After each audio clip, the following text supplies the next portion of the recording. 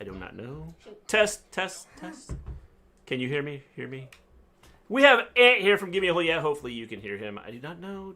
Like, let's see here. And our thumbnail didn't go up. Huh? Our thumbnail didn't go up. I know. That's because I hate it. We did redo it a second time. Yeah. Go ahead and talk, Ant. See if we can turn.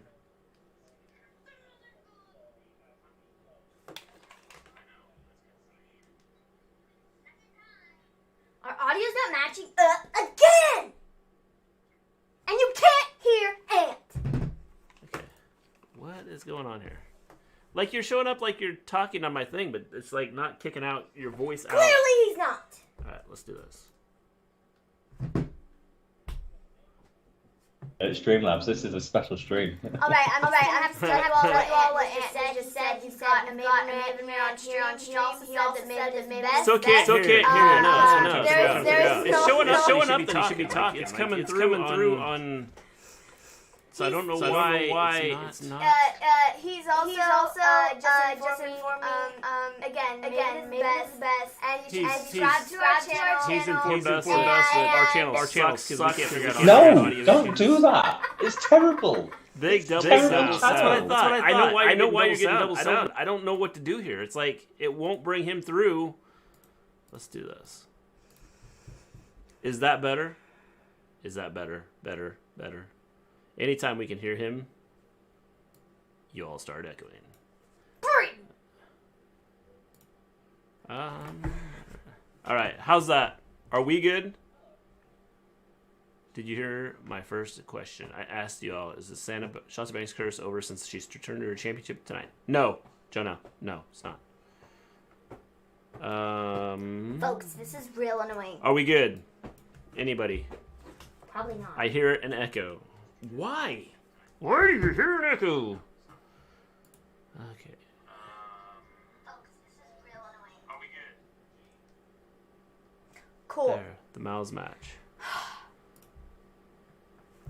But We're still not getting Ant. We're good. You can hear Ant.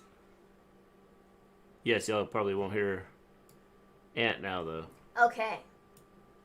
No, you aren't echoing now. Okay, so we're no echo. The $1 million question is, can we finally hear Ant? Go ahead and talk, Ant. You should just talk to me by text, guys. Hello. No Ant. Great. Like I said, I think I'm just going to have to tell everybody what Ant is saying. Sure. This has been an interesting stream. No. I need Scott, to listen. everything we No, do is interesting. Mr. G, I've got to listen to Ant's message. I have to get it to the people. Oh. Great. Now he can't hear us. What? Can you hear us? That would be a no. Great. Why? Folks, this is going really well. I didn't even do anything there. No, you didn't, but it just decided to be stupid.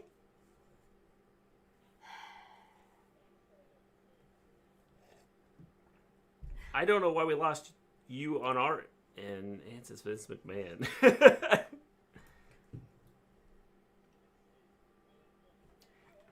Like, we can hear him, but he can't hear us. So what is going on? Folks, I needed to get the message.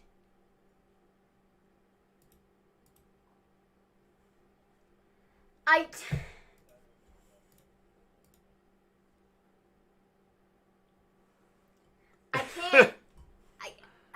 can't deliver the message to the people. Quick, Ant. Use sign language. All right, can you guys hear... Can you hear us okay? Can you hear us, Ant? No, the answer is no. What is going on? I don't know. Our equipment died. Everything's dead. Our stream is dead. We have 10 people in here watching us yell about equipment not working. OMG. This is stellar. I don't... Like... You can hear us now? Hello. What? I didn't even do anything. I don't know. Guys, by the time we finally get started talking about SmackDown, my tea is going to be completely gone. And so I'm going to be an angry person.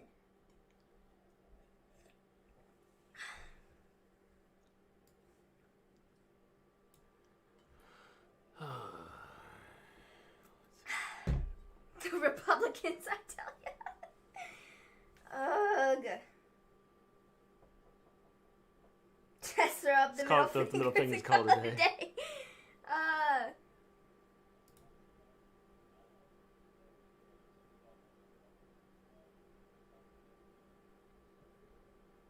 Let me check one more thing here.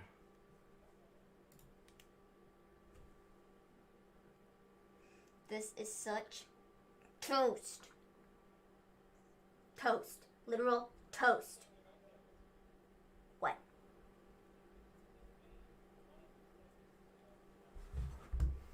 Mm-hmm.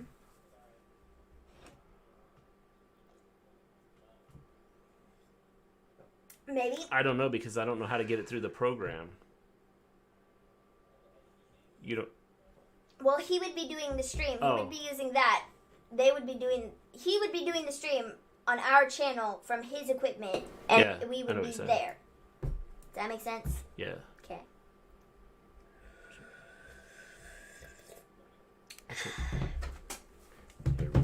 Hello. Let me check one more thing here, and we'll see if this works.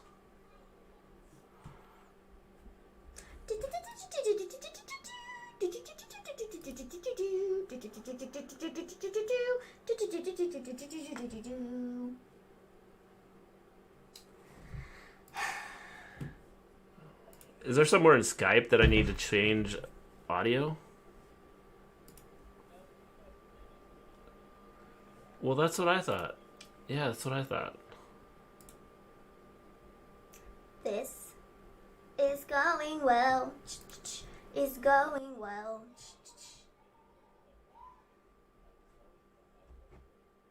You asked about that mug, Maven. It's 27 ounces. 27 ounces of tea. What's Ant doing? And I have had two cups. Ant is not doing anything. Ant's just here. It's boss time. We just brought Ant in to, because he's the good-looking one from Gimme a Hole Yeah. Oh, he's revoked that statement. He says that I'm the good-looking one from Gimme a Hole Yeah.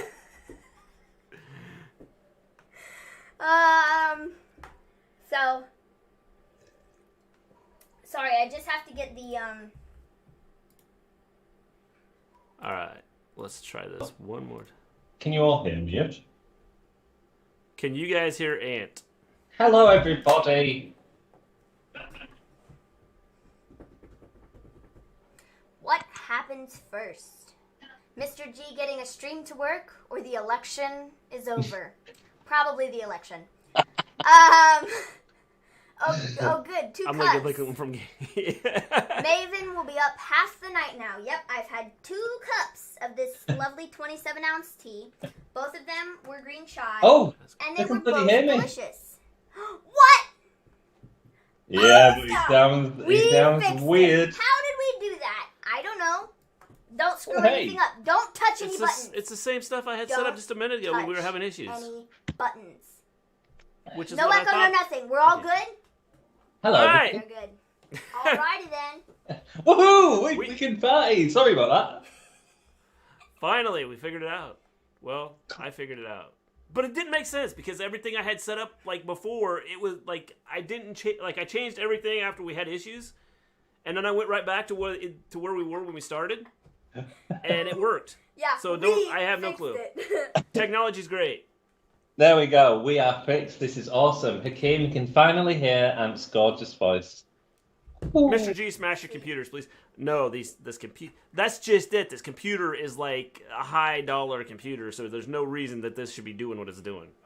I'm thinking it's Streamlabs and my program that being dumb. Is the issue. Very, very dumb. Well, that and Skype updated right before we went live on Gimme a Hole Yeah's channel, so I don't know if that played an issue and everything. So could have done, man. Could have done. Well, but we're here now. Hello, but we are live now, and we are going to do our SmackDown recap. It's only been 10 minutes, and we're finally just now getting into the show. Well, it's 10 minutes after our 10 minutes of trying to get it figured out before we shut down and restarted. Yep. But we're here. Ant is here from Gimme a Hole Yeah. Hello, Mister Gleen. I'm Maven. Maven. Yep. And we are going to do our SmackDown review. Yes. we are here. So we just came from Gimme Hoya's channel. Yeah, so make sure if you have not subscribed to Gimme Hoya, make sure you go over and subscribe to them. We actually just got done with the show over there. We watched SmackDown. And we're doing a show there tomorrow night as well. Full gear. Yes, we will be doing Full Gear tomorrow night with them. So exciting. So go over, check them out if you have not checked them out. Give them a hit the subscribe button. And make sure you hit the little bell so you know when they go live. That's terrible, dude. So yeah, if you guys had done that, then you would have got the NXT UK stream at the right time, wouldn't you? Yes. Well, yeah, I don't normally hit the bell buttons or anything to get alerts because then my phone's going to be going me, and so I just don't even get alerts for anything. Nothing. I don't do Twitter alerts. I do no alerts at all because it would drive me nuts. Because he's lame like that. So yeah, because I'm lame like that. Mm-hmm. So yeah, we are here to talk about SmackDown. So this was an okay show, I suppose. It was okay. I mean, it was like SmackDown generally is. Not very good. But I would say that for the most part, it wasn't good. Yeah. I would say it's probably below average. Yeah, I'd just say it was fine. It was okay. It's all right. Yeah. So, Okay, sorry. I sent Mom a text message, and I was like, "Yeet, we got the stream working." But instead of yeet, it said yurt. Yurt. And I was like, "Not like yurt." A pirate. So then she texts me and says, "Yurt." I'm like, "What?" Right, everyone get Turn your phone on silent, Mr. G. Oh man, that was funny. Yeah, that's the only messages I get is from Mrs. Lee. That was really funny. So, yeah. That is so funny. It's because the E and the R are right next to each other. Yeah. Oh, so we start off, dude. That's like a tent. Oh, yurt is a tent with a U, Y-U-R-T is a tent. Yeah. Yeah. I just call it a tent. Well, all right, so we start off. We have Bayley doing a little promo before her match with Sasha. I'm guessing this was done just in case of the Biden thing cutting in, and this way they'd get this match out of the way. Overall, I thought the Sasha Bayley match was. It wasn't as good as the one at the pay-per-view. But I thought it was okay. Fair enough. It was still really good, though. It was a good way to open SmackDown. It was enjoyable. It was exciting. It was a good match that people wanted to see. And it kept people's attention because they put it on first. And because it's Sasha and Bayley. So. Yeah, I mean, these two are so bloody good. In terms of the in-ring chemistry is outstanding, and the way that they work together, and the stuff that they're trying to push each other to do during these matches. Sometimes that pays off, sometimes it doesn't. I feel there's a couple that didn't pay off. That sort of high move into the turnbuckle didn't pay off tonight. But actually, it was a decent match. It was a decent match to start Raw, and I give them a lot of respect for constantly trying. And one of the problems we had tonight, we had 2 ad breaks in the middle of this sort of wonderful match, which, again, when these guys are doing this wonderful sort of beautiful storytelling, it breaks it up a bit too much. So, yeah, and I'm a bit surprised at the result as well. Yeah. So, yeah, me too. So why didn't they do, the split screen thing? Because they don't want to. I guess it's a Fox thing. Do they only do that on NXT? I haven't seen it on any other shows during the week. I've just seen it on NXT for their big name matches. They'll be like, "Oh, we have an uninterrupted hour of this match," when actually they just show the commercial breaks in the split screen thing. Well, I feel like that's something that really screws over some of these matches that are really, really good, that people are really invested in, is the commercial breaks, having 87 commercial breaks in one time span of a match. So. Well, then it makes me wonder, with the whole idea of possibly being cut off, if they have an obligation to have commercials, because it seemed like the commercials were pretty quick. They didn't seem like they were their normal distance apart. Does that make sense? Mm. But maybe that was because we was having a fun time as opposed to because there was 2 commercials and this match lasted half an hour. I mean that's possible. You know what I mean? Yeah. So yeah, I think what's happened is I think AEW got the deal with TNT, and they allowed them to do it. They said this is a really great way of us being able to continue showing it on Fight, and they allowed them to do it. And I think because of that, NXT is countered by doing it as well. Or actually, in one of the very early shows that was against AEW, they said no adverts during it. They'd managed to swing that deal with the network as a way of trying to get people to stay watching or turning over. But then they don't necessarily have that deal with Fox or USA for Raw, you know. So that's where they're making the money at the minute, and WWE are doing wonderfully financially. So yeah, which is amazing considering it's the middle of a pandemic. Yeah, TV deals, advertising, you know. No fans, nobody. Obviously, I think probably a lot of people questioned why or how they were making the money. Mm-hmm. I wonder if it's just not from people being home, so they're buying the merchandise. I wonder how much merchandise they sold over the last, 6 months. Mm-hmm. And because obviously they're not getting the gate money from the gate coming in.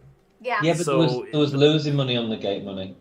So the cost of touring is actually more substantial than there was making on the shows being there. It's like to actually record a Raw in a venue costs about £1 million. It's really expensive. And that's why the Thunderdome, I think, is about 200,000. These numbers I'm picking from sort of what I remember, but it's about 200,000. So it's about a 20%. Sorry, that's 80% saving, isn't it, on putting on a normal Raw show? Because you've got to get the satellite truck there, and that stuff like that's not cheap, touring that sort of setup. So I think that's part of that. They've done a couple of releases, so they're saving a little bit of money there. And these TV deals, man, I mean, they're getting that ad revenue in. So do you think that knowing that they're going to make the money this way, no matter what, I mean, if they're going to make the money this way, do you think that they may get to where they do a show where there's, with their big name stars, where there's nobody in the audience, even after, after this COVID thing gets over and they can go back to having fans coming? Because if they're going to make the money, ultimately, like Vince, if he can continue to have money coming in the way it is, then would he be willing to, and I don't know what their pay-per-view buy rate is or anything like that, so I mean that's going to play a part into it. I mean, if they're getting a bigger pay-per-view buy rate with the people that would be showing up at the arenas for these things, would they put on shows where they have no fans, something similar to what they're doing right now, knowing that they're going to make the money off of this, and they're still going to have fans that are going to be interested in watching and paying attention to what's happening? I'd say no, and the reason I say no is because I think the fans are an integral part of wrestling. And what we've sort of had this year, while we've had some wonderful moments, we've also had a lot of drag. And fans could have lifted some of that, and fans could have made some of that special, and Drew's win at WrestleMania would have been much bigger, and sort of stuff like that. Also, if there wasn't to have fans in, and AEW was to run with fans, then there'd be some serious sort of questions of WWE's capability of garnering an audience, So I think they take that loss for the quality of the product, and I think we can all agree that while the Thunderdome is understandable in this day and age and is a good way of doing it, actually it can't beat an arena full of fans, you know what I mean? Yeah, and I get that. I guess if Vince is thinking about money and he could find a way to make the money without having a huge cost, then this might be something he takes a look at. Not that he wants to do everything like this, but if he can get some big name stars on a show that where they don't have to have the amount of production costs in it, I mean, I can see him taking a shot and doing that. It'll just fire a lot of people, Mr. McMahon. Well, that's just it. I mean, that's what. Yeah, I mean, he doesn't have a problem doing that. So no, he doesn't. He doesn't. Jack says Becky made me soda bread. All right, Jack's got some soda bread from Becky. James is probably jealous. Cody, well, she's more than deserves it. I don't see why Vince can't see that. Okay, so they got it. Talking about Sasha. Oh, about Sasha, yeah. Mm-hmm. They'd sell merch at live shows if they had them. Yeah, but I mean, the thing about the merch, you can do that online. Mm-hmm. Or so I mean, that's not like a huge thing because you could promote the stuff online and get it sold that way. Well, they could, except they don't know how to promote their stuff. I feel like that's been very clear that they haven't done a very great job of promoting their things. Well, like, COVID masks. Well, yeah, I mean, yeah. Like with, just looking at like just the way AEW had marketed their action figures and promoted them and made people want to buy them. WWE could do that with their action figures or their merchandise, but they don't. And so I'm sure that there are people that buy them, but not the amount of people that would if they promoted them properly. And that's one of WWE's biggest weaknesses is their lack of promotion for their products and, I mean, their shows. I mean, they don't do a great job of promoting things. No. I would agree. I don't think they do. The world's biggest wrestling promotion can't promote. Which is kind of sad. I mean, I think ultimately they would do better if they would just promote more stuff. Yeah, I agree. And it's not that hard to do. No. They just don't want to do it. Yeah. They don't want to take the extra step to promote their products. Yeah. Which is kind of sad. Well, every week... Go ahead. Every week we sort of... we look for the show and we look at how we're going to make our thumbnails and what we're going to put on our thumbnails and stuff like that. And it's like, let's look at a preview. Let's see what they're telling us is going to be on the show. And tonight on the preview, it was Sasha Banks and Bayley, and Uso is going to be the sort of underling to Roman Reigns. And that's all we knew about. That's not promotion. And it doesn't entice people to watch the show. What's happening next week on SmackDown? No I mean, clue. we just watched the SmackDown. What's happening next week? We have no idea. And that's not how you continue an audience. And that's one thing that I think AEW are a lot better at. It's like saying, in 2 weeks' time, we're getting this tournament final. This is happening then. This is happening then. And apart from the women's division, which we can all agree has been an absolute dumpster fire. But we knew what was getting at Full Gear weeks in advance. Do you know what matches we're getting at Hell in a Cell? Oh, well, sorry, Survivor Series is a bit obvious because it's champion. But do you know what I mean? It's bizarre, man. The biggest promotion in the world can't bloody promote. Well, and I think that going along with the lines of pushing it out, weeks ahead, they can't decide what they're going to do tomorrow. And it's all the thing about it. That's just it. So they don't even plan their shows. The day that they have their shows, sometimes they have a plan going into it. 90% of the time they don't, and Vince is flying by the seat of his pants and doesn't decide what the show is going to be until the show ends. Because he's still figuring out what the show is while the show is happening. It's like, it's not that hard to do. It's not hard to figure things out in advance. Yeah, I mean, and it goes back to... But I think it goes back to the storytelling.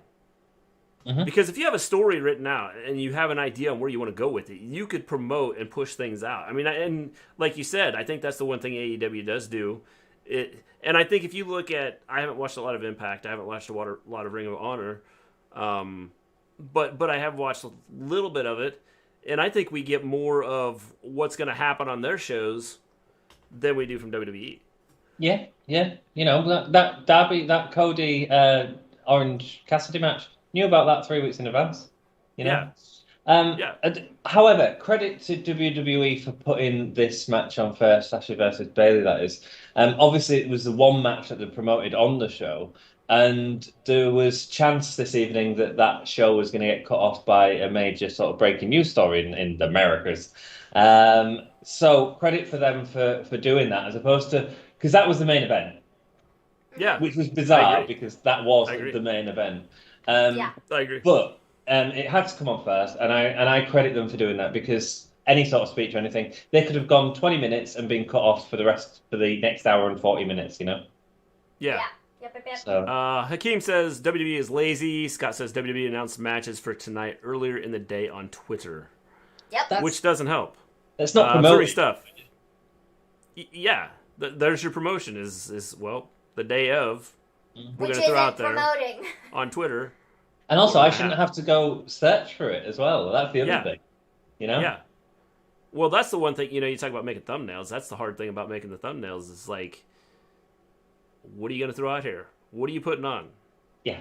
I mean, if you don't tell me, it's kind of like, it's a last second deal trying to throw a thumbnail together. And it's like, not that they need to do it for like people that are making thumbnails, but I can make a thumbnail from AEW pretty quick because I know pretty much what's going to be there.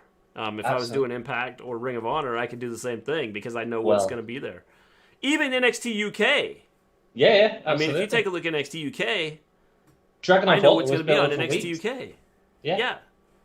So, apart from Bound for Glory, Mr. G, I had Kylie Ray on the front of that bleeding thumbnail. Didn't show up, did she? Well, didn't show up. But going back to that, I think that they probably were going to tie her into a storyline. And so I think that's one of the things that they were going to use her, and then things kind of fell apart with her. So Scott's got an awesome. Sorry, go on. So I understand, what they're thinking is okay, we're going to use her. And then she probably decided that she just wasn't going to do it anymore. And where they were going to tie it into a storyline somehow, some way with her being attacked or something like that. And I think that's why I don't totally fault them for that whole thing. And so, I don't know. Scott brought up a really good point, and he said that NXT are really good at promoting, or used to be really good at promoting stuff. And he's got a really good point. They used to be really good at promoting stuff. Yeah. It's NXT and NXT UK. That's all, really, isn't it? Yeah, I mean, it's almost like NXT UK is like a totally different beast with what they're doing, and so which NXT was kind of the same way, and then they got onto USA, and I think they've kind of since they've been on USA, I think they've kind of had issues with promoting and getting stuff out there. Yeah. No, I'd agree. Let's see here. Let's get caught up here. It falls on Vince, not Bruce Pritchard. Bruce's logic is, if it's good ratings, how Vince's idea bombed, it's Bruce's fault. Yeah, I mean, but they also don't let things go out. Like, if something doesn't work this week, or they don't get the reaction they want, it's like they just scrap it. Yeah. I mean, let it run for, a couple weeks to see how things are going to go before you just go, we didn't get the reaction we wanted, that's it, done. I mean, let them see what's going to happen with it. I agree completely. WWE has like 33 creative writers, no females, which is sad, but they are writing for one. Yes, I agree. Their 33 creative writers mean nothing because Vince gets the final say, and if he doesn't like what the creative team has written, he completely scraps it and rewrites it himself. So essentially, they have one person on the creative team, and that would be Vince McMahon. Yeah. So. Scott says NXT used to announce matches weeks in advance. When they used to tape shows, it would force them to announce matches weeks in advance. But people posted spoilers and ruined it. Yeah. But then you just find out who's doing the spoiler, who's doing that. And, I don't know. I don't know how you do it. Well, James one of the interesting things with that is, obviously Wrestling Observer have had, a lot of leaks for years and years, and they'll never be able to wipe that out. And that's just a tabloid that they're sort of writing to, you know what I mean? Oh, speaking to Dave Meltzer, that's why he gets all of his inside sources from. Yeah, definitely. I mean, I don't know. Leaks are going to be hard to keep under wraps, but I think that you could find a way if you do things right. There's a really easy way, just do it live. It's a really easy I mean, that's the easiest way. Yeah, so there you go. James says Biden extends his lead in Pennsylvania. Cool. Observing stuff. SmackDown needs to go back to the time a few months ago where the superstars shot short promos before the show started. That was awesome. Again, I think that they could do a lot of stuff. I mean, that's the other thing is WWE's does so much with so much replaying of what happened last week or what's happened in this feud. And it's like they spend 15 minutes doing that, and it's like, okay, who cares? Like, I already know this. I've watched this. I've seen this, and now you're making me watch last week's show. So I think previously, they kind of kill themselves with that. Yeah, just show us it at the start of the show. Oh, this is what happened last week. Bang, bang, bang, fireworks. Are you ready for a good time? Bang, bang, bang. Let's get into the show and let's do the storytelling, man. Yeah, definitely. And I think that's what kills them right now. Yeah, definitely. Jack, I brushed my teeth. I demand that someone praise me for it. Jack, is this the first time you've brushed your teeth? Because if it is, good job. Well played. And Mrs. Gleen did praise him for it. She said, good job, Jack. Cody, all he needs is Nevada, and that's 6 electoral votes, and he'll win at 270, and Nevada is 99%. Yeah, it's over. He can win anyway. I think it's over. It's just that Trump may not leave. Officially concede anything. Because he's a jerk. So Biden was just on here. I have no clue what he said, but he was just on. Well, I had the captions on. He was, the headline is Biden, Biden, ... we're going to win this race. So basically, he's not saying he's the winner yet. Which is what he should be doing until they announce that he is the winner. Unlike Trump, who the night of the election was like, I won! It's fraud. Yeah. What fraud? Yeah, definitely. Hakeem, the storylines right now are so dumb. Yeah, I mean, a lot of them are dumb. They make no sense. Can't argue with that. Aaliyah. Either though, I don't watch AEW, but what women's matches is Full Gear? Full Gear has, go ahead. Cheetah and Nyla Rose. Yes. But we're going to talk more on that in a little bit, because we're going to talk about Full Gear. We will actually, we're going to do our predictions. So, yeah, Bayley and Sasha. It was a really good match. I enjoyed it. I think it was smart to start the show with it just because of, the circumstances of, stuff. So, it was enjoyable. Sasha retained, which was a bit shocking because it's not quite what I thought they were going to do. But I think ultimately we're going to lead to Sasha versus Asuka at Survivor Series, obviously. I think Bayley's going to get involved in that, even though she's a part of SmackDown. She's going to cost Sasha Banks the match, so Team Raw will get the win, which makes absolutely no sense for the Survivor Series purposes.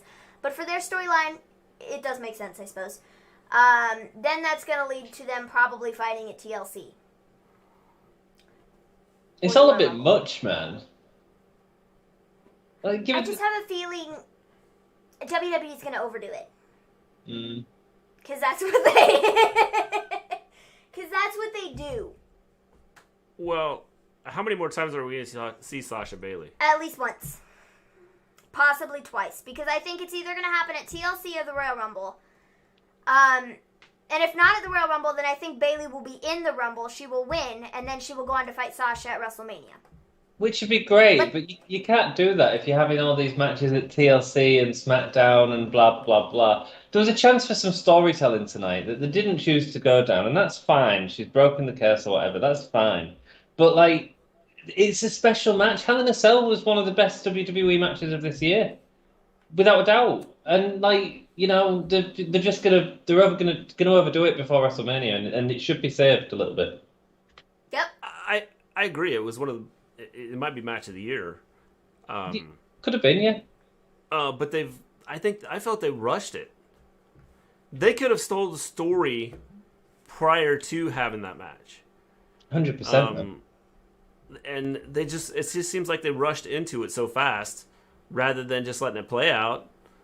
Go with, whatever, follow a storyline. They had everything in front of them. Sasha was hurt. They could have had her doing, shows from, promos from her house or the hospital or someplace. Yeah. And they didn't. Can I just say, that was the fastest neck injury recovery I've ever seen in my life. Oh. I mean, Sasha was, injured, and she was all my neck, for 2 weeks, and then she was fine. And she was like, no more neck brace for me! I was like, okay. Yeah. Yeah. So, yeah, I mean, I don't know. Then we get Jey Uso and Kevin Owens. Jey Uso in the back. He's getting some coffee. Yeah. Kevin Owens walks up and goes, I see you're getting some coffee for Roman.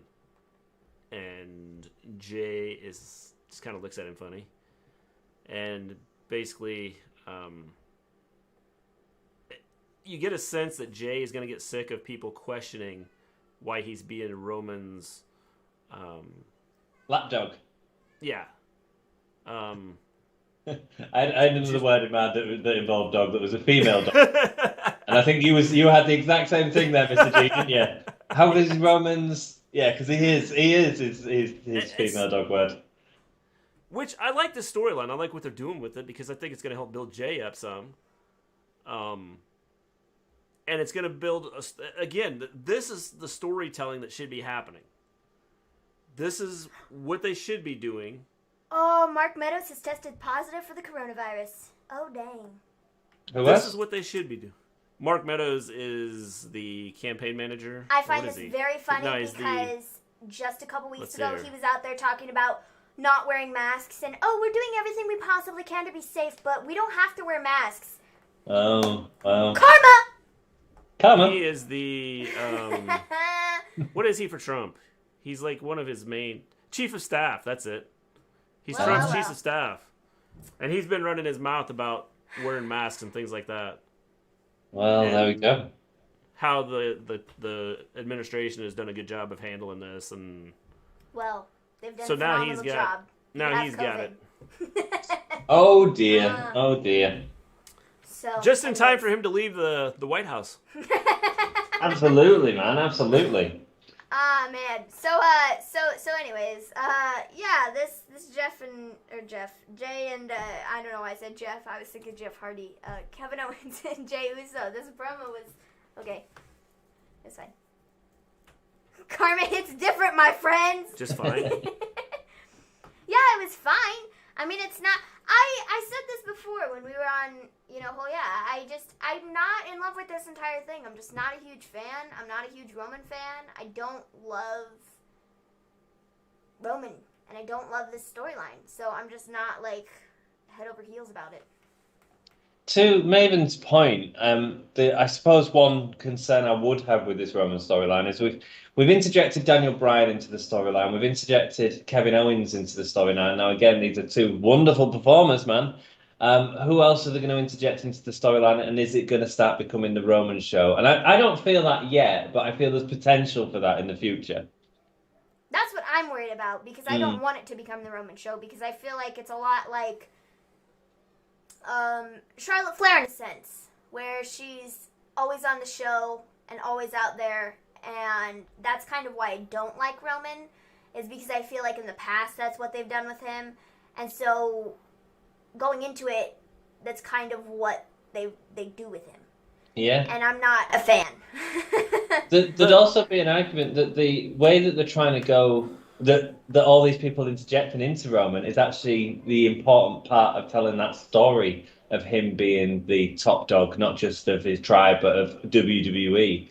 So maybe that is the right thing to do. I don't know. But if you don't like Roman, then you're going to be getting a lot more of him in the future. Well, and that's what I was going to say is this ties into the whole Roman is dominant. Roman runs everything.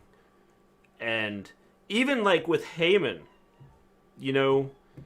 with what they're doing with the whole Heyman-Roman relationship, you saw it go from the beginning where a lot of people were thinking, oh, Heyman's got control of Roman here.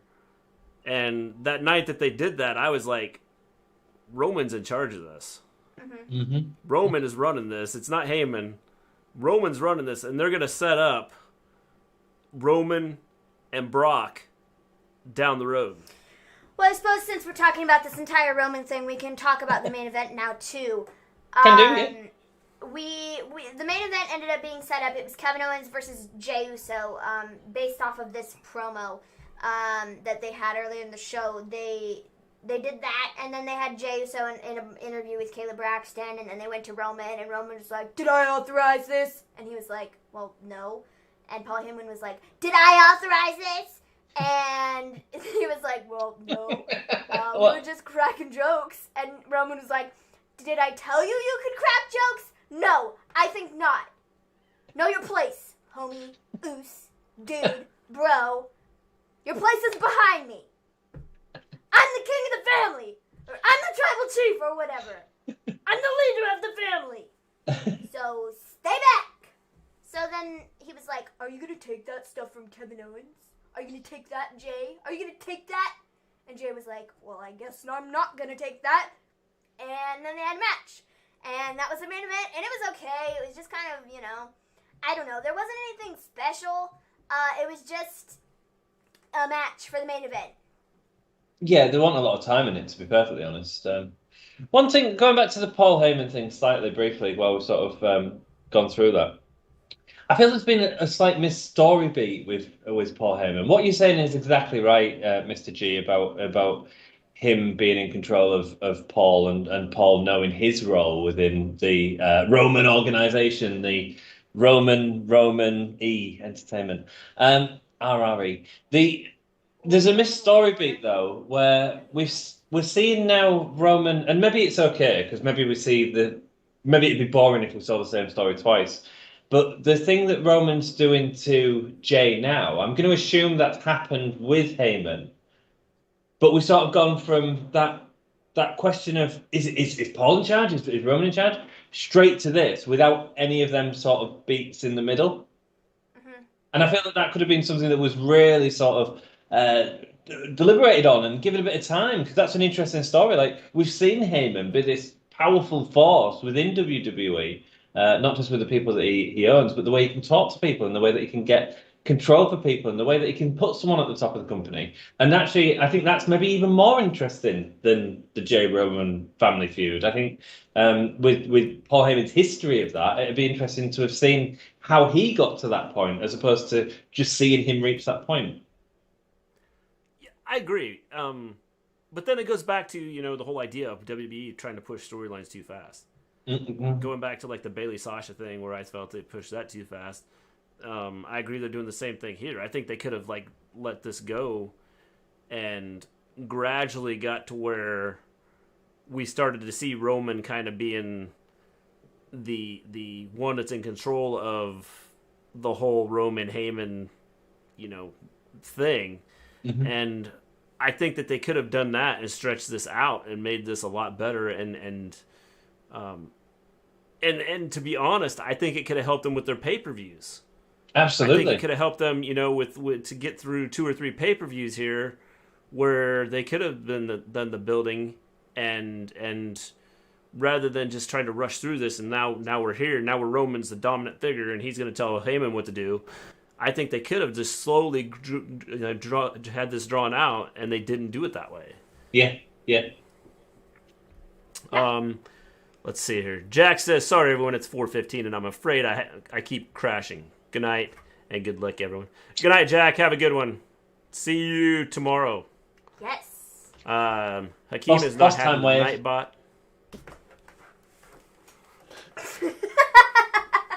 Man. Hakeem is not happy with Nightbot because he just got caught for spamming caps. Oh. John L says, y'all have been complaining that Roman should be a heel for years now. Now that he is finally playing the heel, people are still complaining. See, the thing about it is, I just don't like Roman. I've never liked Roman. It didn't make a difference to me whether he was a face or heel. It's just because of how much he's on TV that I don't like. It's annoying. Yeah. Well, you're going to get more of him, Maven. The thing is I like it. I like what they're doing with it. I like what they're doing. I like the idea of it. He's the face of your company. Use him as a heel, but use him as a heel in the way they're using him. Tonight, I wish he would have come out and he would have looked at Jay and he would have said, "You know what you need to do. Go back down there and take care of him." See, but the thing to me is, this is no different than any other Roman run that we've had before. The only thing different is that he is a heel. He's still being pushed in the capacity that he was before. Mm-hmm. It's just that he's playing the bad guy now. And that's what I have a problem with, is that it's the typical Roman push. And it's I don't know. It's just a bit annoying, and it's not my cup of tea. But with this one, I feel that you don't have to push him. As far as the wrestling side of things. This is a push of him being... But it's not about that. It's just about him being, like, out there as much as he is. Well, he is, but that's the whole idea. I mean, he's going to be pushed as the leader of WWE, or his tribal, his tribe. And so, I think you could push him without necessarily having him wrestle, except for, every now and then. I mean, it's not something you have to have him do every week, like go out and wrestle. Right now, they're pushing him, and they're not using him in the ring. And I think it's excellent what they're doing with him. I think there's an interesting... sorry, go on. Go ahead. No, go on, man. One of the interesting things he said about earlier was about Roman coming out and telling Jey Uso to attack Kevin Owens, setting up a similar situation, I suppose, to Daniel Bryan. Actually, I think that WWE did an even cleverer thing this match, and I think that they did do that. And I'll tell you why, because the moment Roman Reigns' music started playing, Jey Uso then headbutted him in the gonads. And it was that point when we got the reminder of Roman that Jey Uso turned into the full heel again. And I think that that's quite an interesting dynamic and quite a subtle storytelling as opposed to quite direct. That at that point, he become the more vicious Jey Uso, and by becoming the vicious Jey Uso, was able to win. Mm-hmm. Yeah. Quite interesting, isn't it? And I just wish, like I said, that when Roman came out, he would have just told him, he would have said, you know what you need to do? Yeah. Go back and do it. I think that would have just made Roman look more like a jerk, which would have built on the heel side of things. Mm-hmm. And I thought that's what he was going to do. I thought he was going to come out and go, he's moving around, he's getting up, you know what you need to do, go finish him. Absolutely, man. Yeah. I think that, not that that's a huge deal, but I just think that adds to, it adds to the whole Roman being this dominant figure and kind of controlling the family. Yeah. Hello, Alexa. How you doing? It's glad to have we are honored to have Alexa Bliss in our chat. Yes. It's Alexa Bliss. James says, I'm sorry, Becky is the face of the company. James, she's at home. She's not the face of anything right now. She's like the face in their house, but that's about it. Cody says he needs a damn theme change too. Yeah, I think they could probably do something with his theme, with what he's doing. Alexa Bliss says Roman Reigns is the face of WWE. Thank y'all. I'm trying to find new friends. We are very friendly here. Yes, welcome. For sure. Yes. Welcome. And we have GIMME as our guest. They are awesome. So if go subscribe to their channel, because we will actually be over there tomorrow night. We're gonna watch Full Gear. We're gonna be watching Full Gear with them. AEW. So go. James, nope. Becky is. Nope. James, sorry, Becky's not. But Becky took time off WWE. Dang. Yes, so she can't be the face right now. Observing Stuff says, add Alexa Bliss is the Fiend, not Lexi. Or wait, whoa, like the thing moved on me. I was like, what? Is the Fiend not enough of a friend? You just read two separate comments. Well, it like moved. I was like reading that, and then like up. I was like, whoa. Mr. G-Box. That didn't make any sense. Oh, man. Jeez. Cody says, I got a feeling you're not the real Lexi. Hee. Cody, you just like ruined our dreams. We thought we had Alexa Bliss in here. You mean that's the real Lexi? Yeah. We've had the Fiend in here before. I can't believe it. We've also had Cody Rhodes. We've had Cody Rhodes. Oh, but we did get the real AEW chat on a Dynamite. Dom was doing it, man. Dom was doing it. I wasn't doing it. The one episode he does. Yeah. He's not in bed. I wish I was the real Alexa, but I'm a girl who loves Alexa, who takes a pic with Alexa. Cool. That's awesome. Well, good, I'm glad to have you here. Welcome, anyways. Let's see. Y'all doing a live watch along of Full Gear tomorrow? We are. Cody, we will be over on Gimme Holyaz's channel tomorrow night. We'll be doing a live watch along with them. Links are all in the description below. Yes. They're all there. Are they? And if If they're not, I will throw They're them. not. They're not? No. They might not be on our. Well, that's lame. Well, that's because I think I've got them on our other channel. I don't think when we put this. Don't worry about it. I'm just. We will put it in there. So it will be there. Yes, guaranteed it'll be in there. Just try and give me a hull, yeah. Look for the good looking. This is what happens when you try to run 2 channels. This is what happens when you get copyright strikes and you get forced to start a new channel. Yeah, rubbish, man. Copyright strikes that you didn't even mean to do. Can I have the link to this channel? Follow him. Yes, we're getting it right now. We'll put it in there. Oh, bless you. We're working on it. Yes, we will get it. Neck injuries clearly take more than 3 weeks to heal. Yes, John Elite, which is why I don't know why they sped like Sasha's up so fast.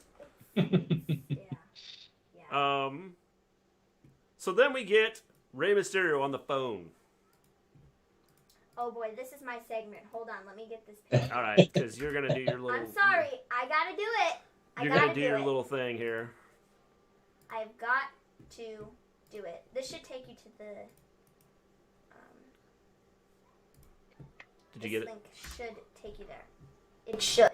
It is posted In theory, on. It should. Anyways. Oh, well, Mrs. G got it too. Boom. Anyway, so this next segment, guys, stellar. My favorite segment on this show. I'm gonna put it in. I will also link it. Put it in the links in the description. No better. It's all good. There is no better segment than a Look, Dominic. now, like, they're always like promoting our channel and putting our stuff out there, and now like, I feel bad because I don't have it in. I'm only joking. It's all good. It's all good. Don't worry. It's being spammed in chat now. Everyone. Oh yeah. Oh yeah. Paste. I'm gonna paste the link in. Paste. Return. Oh, Alexa Bliss has just subscribed to my channel. Thank you, Alexa Bliss. Anyways, so the Dominic Mysterio segments are the superior segments on SmackDown. There are no better segments than the Dominic Mysterio. Yes, there segments. No, there's not. Yes. So he doesn't like Roman Reigns, one but guy. she loves this. One guy that does better. And that's Rey Mysterio. No. And that's Murphy. That's Lars Sullivan. Lars Sullivan. He's a close second.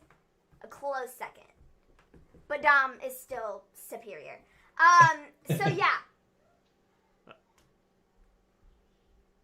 Ready? Are we ready for this? This segment. Can't wait, man. Can't wait. So we have Rey Mysterio and Dominic backstage. And Rey Mysterio's on the phone with who? Nobody knows. He's probably speaking into his phone and there's nobody there on the other end. He's just talking to himself. He's a bit lonely. So he's on the phone. He's a bit lonely. I think you just added that in. I don't know. Why was he a bit... He was a bit lonely. Clearly, he's backstage. He couldn't get the convenience store to work. What's it? The can machine to work. He got his money stuck in, and he's rattling it, and he gets really upset and lonely because he ain't got a can to talk to. So he calls someone up. Maven, you're just making stuff up, man. You're adding bits in that aren't there. You're like WWE, man. See, but I make it more entertaining. That's the thing. True, but I'll call you out on it. I tell the segments. They're far more entertaining than they would be if I just told them the way they actually were. 100% agree. You carry on. I was enjoying it. So Dominic is like, Dad.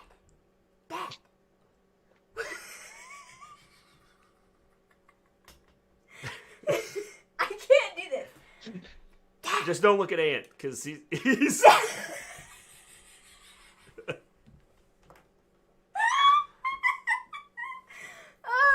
Your Dominic Mysterio is perfect. Continue.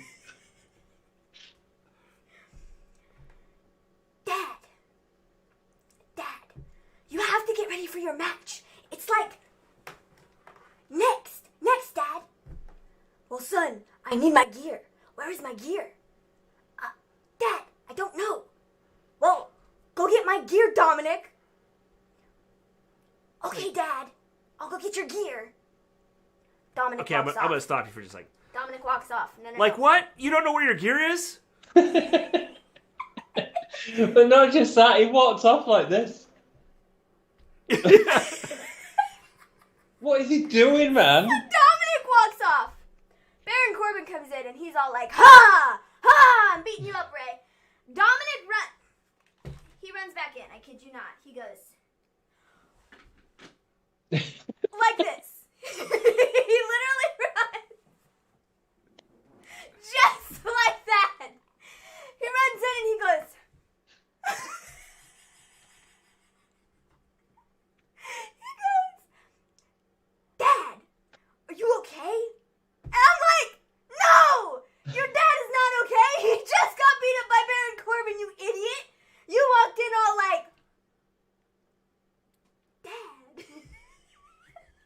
I think half of the show was Dom Mysterio doing that tonight.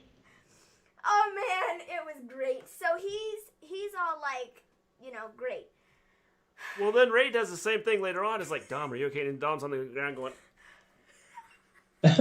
What he's selling after he got attacked by Baron Corbin.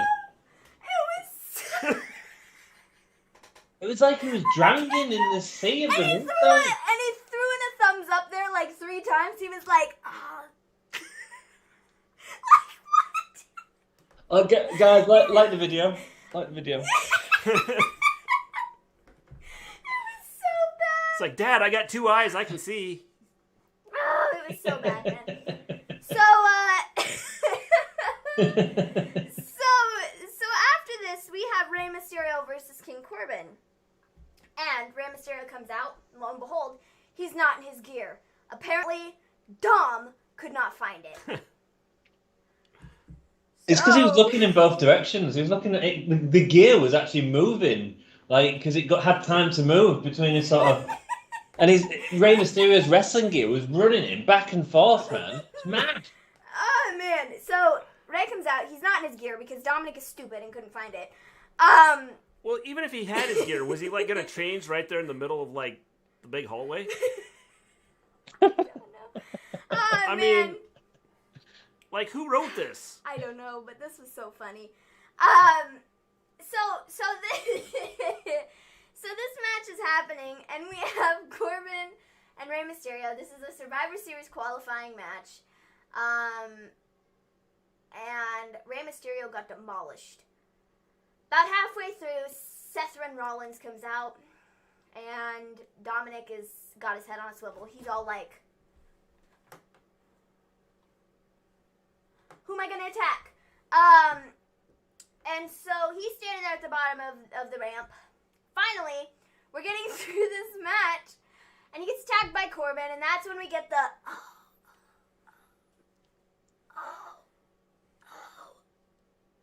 Like, we got that, and it was freaking hilarious, man.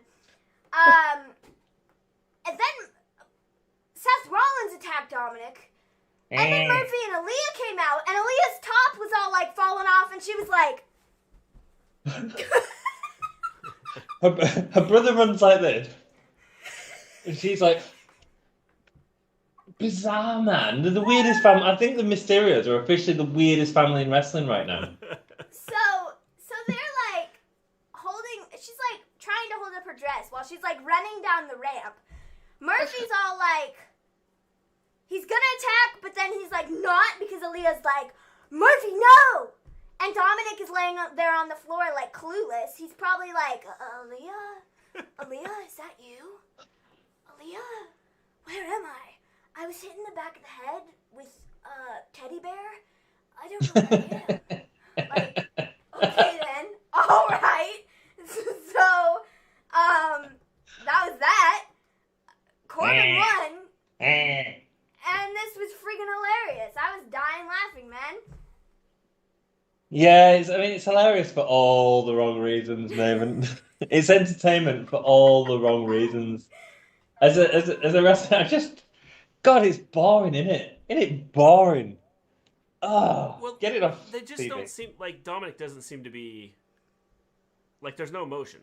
No. It's like the same thing. Can you believe it? Dad. Like, I'm going to talk to you. No, that's not even close, bro. It's Dad. I'm going to talk to you. What are you doing, Aaliyah?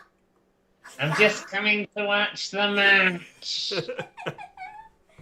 Oh, man. This is great. The whole... The Messiah thing. You don't even know what to say about it. That's how it left you speechless. Well, having Dominic and Ray in this whole storyline seems to be pointless. Because it seems like the storyline they're going to go with is Seth and Murphy. Yeah. And I think that's how they're going to end up taking Seth off of TV for now. That'd be good. Murphy's going to take him out.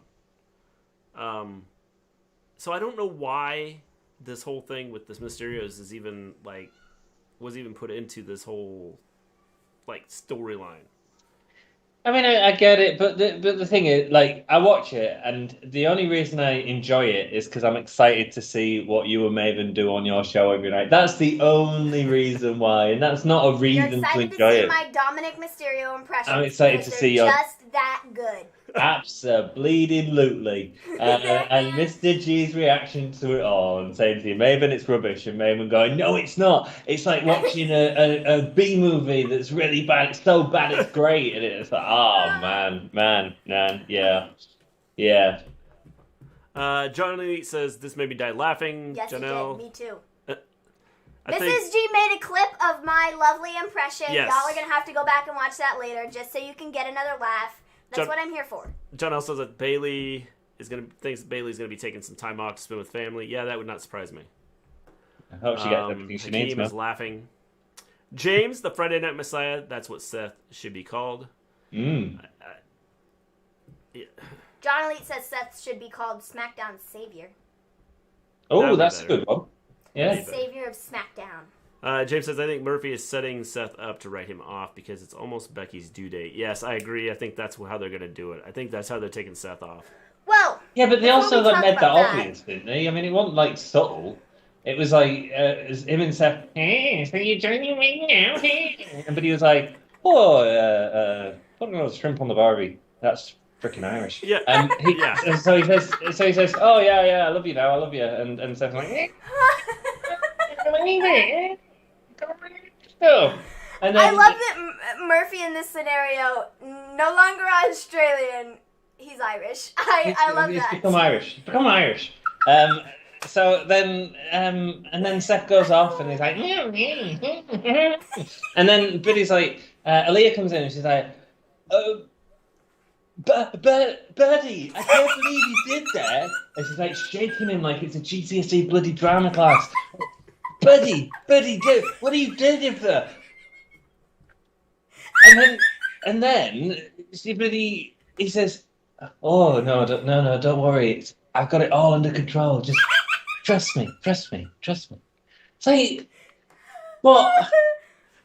So we don't even get a surprise anymore. We don't even get like from an audience point of view, the anticipation that maybe Buddy is aligning with Seth. Maybe he is turning his back on the. And now we're just gonna sit. It's just crap. Just get it off my telly. Done. Well, that's just so it. I mean, good. there's no. I mean, there's no. The only thing redeeming about these segments is us making fun of them. Yeah, I know. Well, it's because the storyline. I mean, I thought it was okay at the beginning, and now that they've kind of drawn this out, and it's the same thing every week. It's just so. But see, the thing is, and it's not the same thing though, because every week it gets worse. It is the same thing because think about it. I mean, every week you come out and go, Dad, Aaliyah. Because that's all Dominic knows how to say. I mean, Dad, Aaliyah, the Messiah. I mean, it's like that's it. That's all he says. Oh man. James says, "Do y'all think they will sanitize the entire White House when Biden takes office?" James, I think they may just fumigate the whole thing and say, "We're going to put Biden somewhere else for 2 months while we clean this out." Burn it down, start again. Yeah. Ah, man. So after this, we have Ruby Riott versus Zelina Vega versus Natalya. This is a Survivor Series qualifier match. Ruby Riott won. I mean, it was okay. It wasn't like a stellar match. It was just Ruby Riott won, and she's on Team SmackDown. I mean, that's pretty much it. Anybody got anything else to add? But they did the whole Natalya storyline again, haven't they? Where Natalya's lost the same way basically 2 weeks now, where someone else has taken her pin basically, and she's so they're building up a story there. Whatever. I don't care about Natalya. So the question is, are they going to maybe have her go, well, I just don't want to do this anymore because... No, probably not. I mean... I think what'll happen... Sorry. I think what'll happen is... It's like one of them awkward moments where you meet someone in the street and you bump into them and you step both ways at the time. Which reminds me.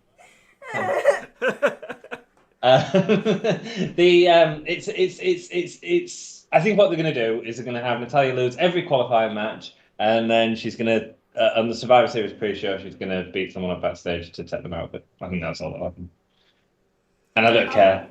A heel turn for Natalya again. I have a little statistic for everybody. Apparently tonight was Ray's first match without wrestling Seth or Murphy since April 27th of this year. Not the best way to use Rey Mysterio, eh, guys? No. Definitely not. That is crazy. I mean, I realize they missed some months in there, but still, that's... That is like the start of COVID, like lockdowns and stuff. Yeah. That is how long Rey has been feuding with Seth. Yeah.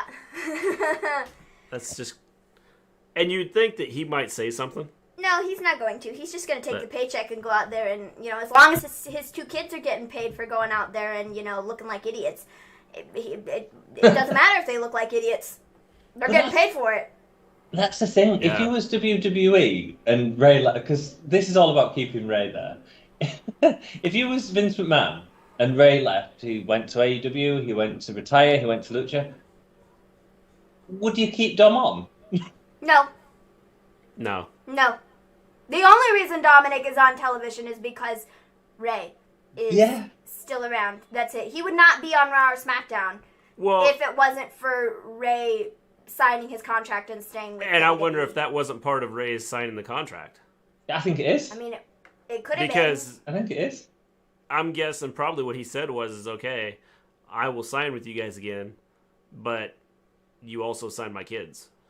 Yeah, I think that's what they've done. But dude, it's not good for them to be in this spotlight. If Rey was going to do that, that's fine. But he should have said Dom can go to NXT UK, do some work across there, what have you. I'll pop into NXT UK, do a bit of work with Dom there. We'll get him to have some matches against these different performers and get him to develop a style of wrestling. That's what people do before they come to WWE. They wrestle on the indies. They wrestle multiple matches for no money and work really hard to get to a place. And while I'm not saying he's not worked hard, because clearly he's trained, he can do some stuff in the ring, he doesn't have any sort of fluidity and any sort of what's the word? Natural to working with different people. You know what I mean? Yeah. Dominic Mysterio isn't leading a match for the next 5, 6, 7 years, and while he's in a main spotlight like this, all it's going to do is infuriate us more and more, and well, at least we'll have Maven's impressions for the next 7 years. Yes. Do you know what I mean, though? And if Rey left, I'd be like, Dom, I'm sorry, we're not interested, we don't need you. Because I do. Yeah. Yeah. I mean, Dom's just taking off time from Apollo Crews. There we go. Right now. Yeah, I mean, that's again, Where is Apollo Crews?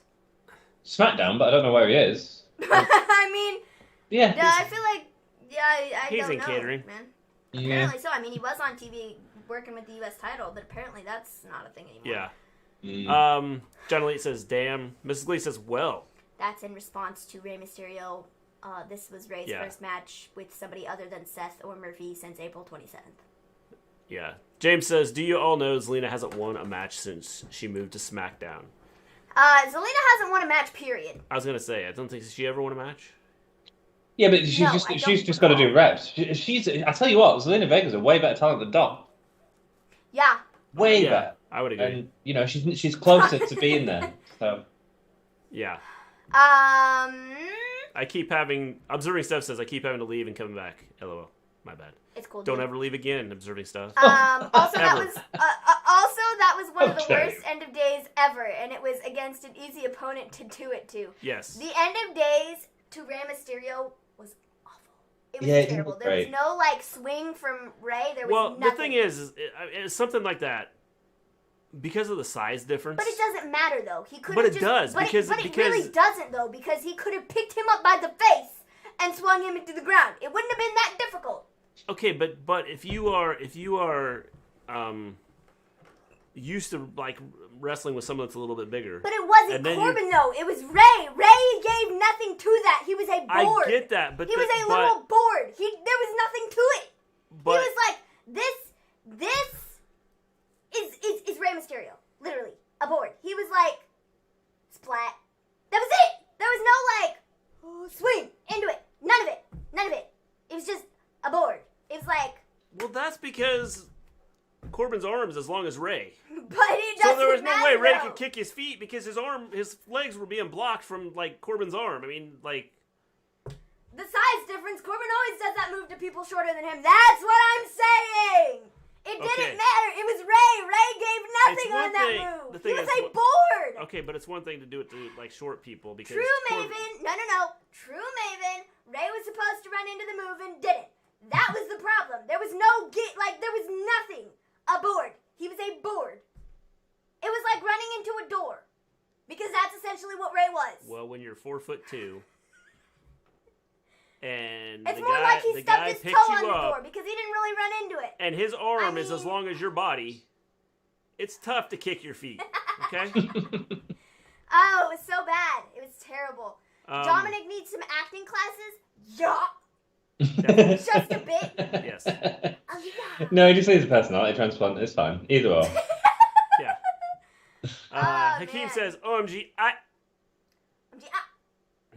love these comments. Yeah. Oh, there's another one. I love them. I love them. I love them. Johnny Lee, like I said on the watch along earlier, I bet Maven will be the final member on Team SmackDown. I neither confirm nor deny this.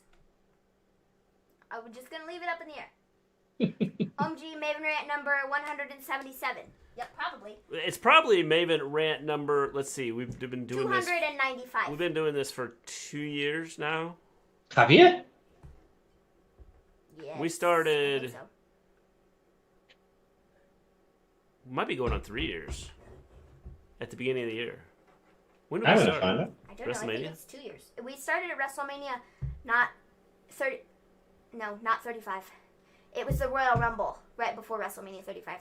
So that was 2 years ago. Yeah. Wow. So we're probably at show number 1. I don't know. A lot. Yeah. Dominic, almost 2 years. So we're approaching 2 years. Dominic acts like he has the same gimmick as Dexter Lumis. Just stand there and open your eyes real wide.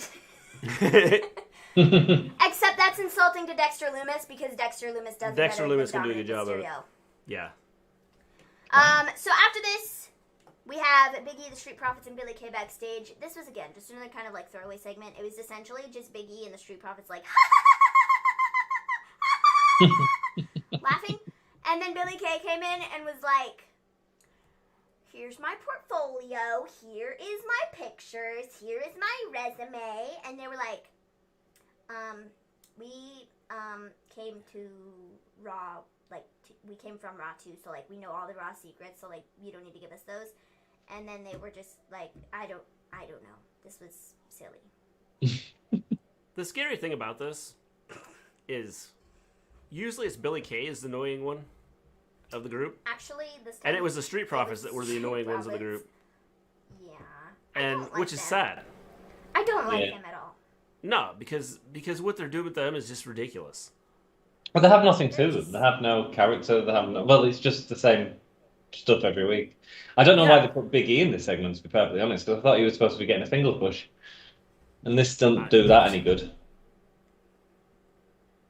I don't know. Did this serve anyone? No. You know? No. Billy Kay looks alright in it, but Billy Kay is a wonderful sort of actress, I suppose. She's got a wonderful sort of character. But it didn't serve anyone, man. There's no point for it. Yeah. Yep. It was just saying, you're by yourself, we're like the New Day, like, but a really rubbish version. And it's just weird. It's bizarre. Yeah. It was just weird. I don't know what they're doing with it. It's like Street Profits, they have no clue what to do with them. So after this, we had Seth Rollins and Otis. Hold on. John Elite says, what was Billy Kay doing? She brought out her resume and was going to give secrets to the Street Profits about beating New Day, and they said, well, you were on there at the same time we were, so you're not going to do any good for us. See ya. Are you going to keep this channel too? Yes, we will keep this channel, James, just in case we ever have an emergency that we needed to,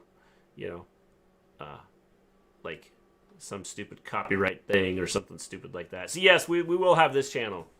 And we may post some of Maven's rants over on this channel once we go back to our old channel. That sounds interesting, dude. John Elite says this didn't do justice for Big E's push. No, it did not. I think Big E's going to end up being put on Team SmackDown, and I think that's going to be what he's going to get right now. Oh, but Big E winning that match would actually be quite a decent deal. Yeah. If Big E was the sole survivor and took out like Braun or something like that, that could be good. Yeah. If they do it that way, I mean, like putting him on segments like this just seems to be stupid. Yeah. Unless here's my thought: they tie this back into the New Day somehow,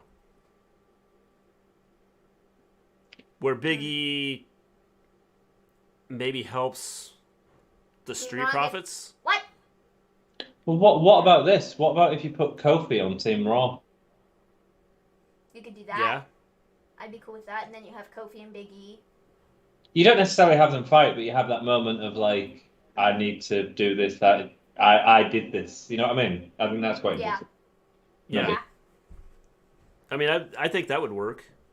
But again, I don't know that they just don't seem to understand how to figure stuff out. And I think that's the biggest issue right now. They have these ideas where they think they can make people laugh, and it just doesn't. And then they do just rubbish segments that make people laugh anyway. Speaking of rubbish segments, Lars! You didn't write that down, bro. No, I didn't even... Well, that's because I was too busy trying to imitate Lars. Well, so I didn't write it down. That's the one thing I skipped. When I was sitting here looking at the notes, I was like... I skipped Lars completely. So we already kind of glazed over this. We have Seth Rollins and Otis. Seth Rollins won because Murphy came out with a distraction, and Ant, did a lovely rendition of that segment just a couple minutes ago, which I'm pretty sure Mrs. G clipped. So we're gonna have to go back later and watch that. So we really don't have to get into that. If anybody has anything further they want to say about it. I do want to briefly say I really enjoyed the Seth Rollins Otis match. Actually. No, I just accidentally hit a button. That totally just played our quit hitting buttons. It played what? It played the sting that we have in between that plays when we go from our live to our like when we start our normal shows. It's the sting that goes in between our live and that's our intro. Terrify some people. I'm sorry. I didn't mean to what? do that. I didn't mean to do that. I'm sorry. I was trying to move the mouse and it accidentally clicked the button. I'm saying, Lars versus Braun as well could be interesting. So I quite enjoyed the match, man. I quite enjoyed. It felt, it was interesting seeing Otis, and he sold that stomp really well.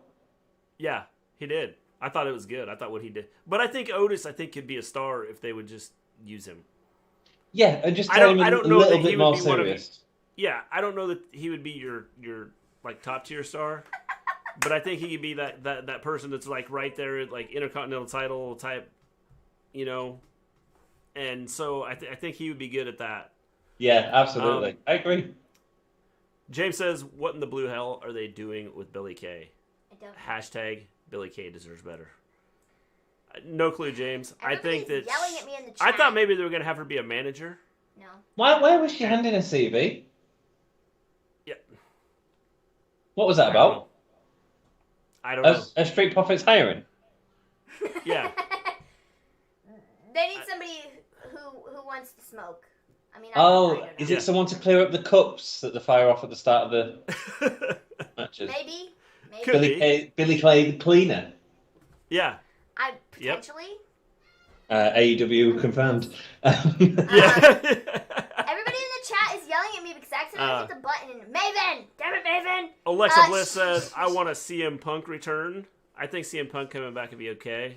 I don't ever see it happening, but I think it'd be cool. She's like, that's enough of you, Ant. We're done.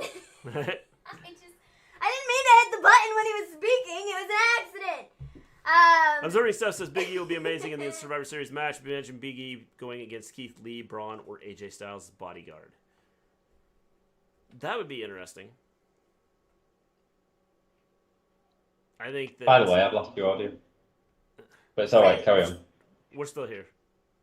The whole Braun, or whole Big E versus the AJ Styles bodyguard would be crazy just because of the size difference.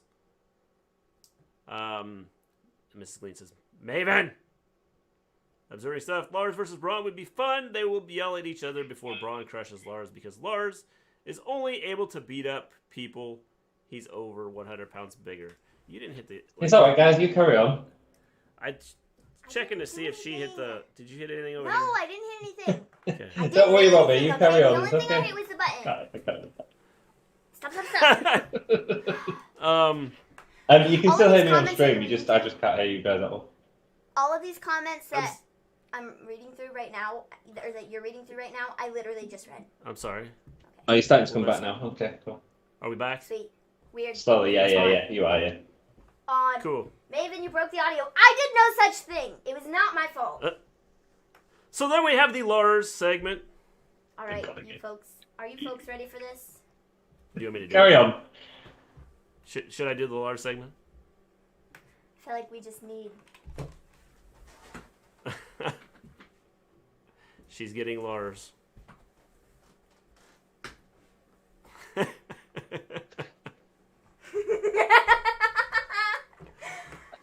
You guys, they made fun of me. All of them. Last week it was the teachers that made fun of me. And, well, I forgot about them this week because it's just the kids that made fun of me. And then I had to gain some weight. So I put on 50 pounds of muscle. And then I went back. And I made them eat all kinds of things. They ate dirt. They ate grass. And they ate bugs too. You wouldn't believe the things I made them do. The laughing stopped. And the crying began. I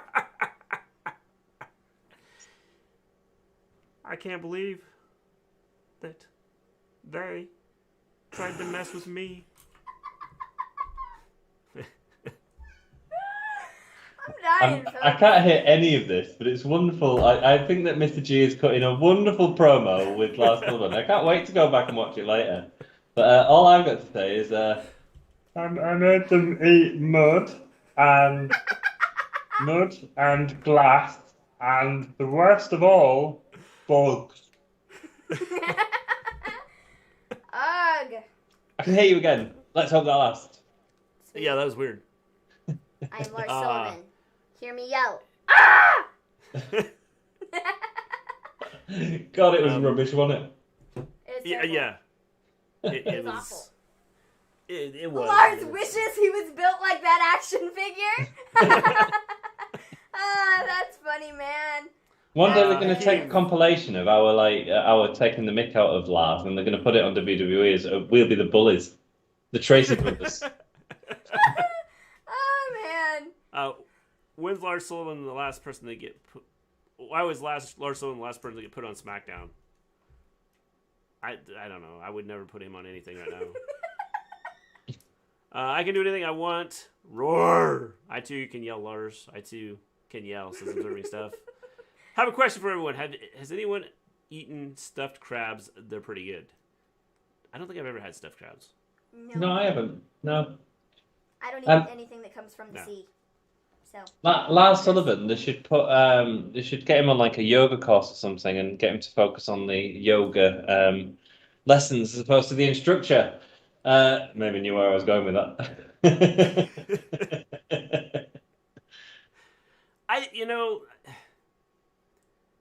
Again, I don't think they know how to use him. No, these are just obviously. No, I think that Vince thinks this is gold, and he thinks that this is the proper way to use him when clearly it's not. Well, he's the only person that likes him backstage. I've heard that a lot of people really don't like this guy, and nobody cares if he's on the roster or not, but the person who has the final say in things is Vince, and he loves him and thinks he's great, and that is why he's continuing to be on the shows. Well, in this particular situation, obviously, like what was written this week didn't coincide with his thing last week. Like he said different things, and it was like, why are we doing this? Why are we just repeating the same thing? I wonder. A week later.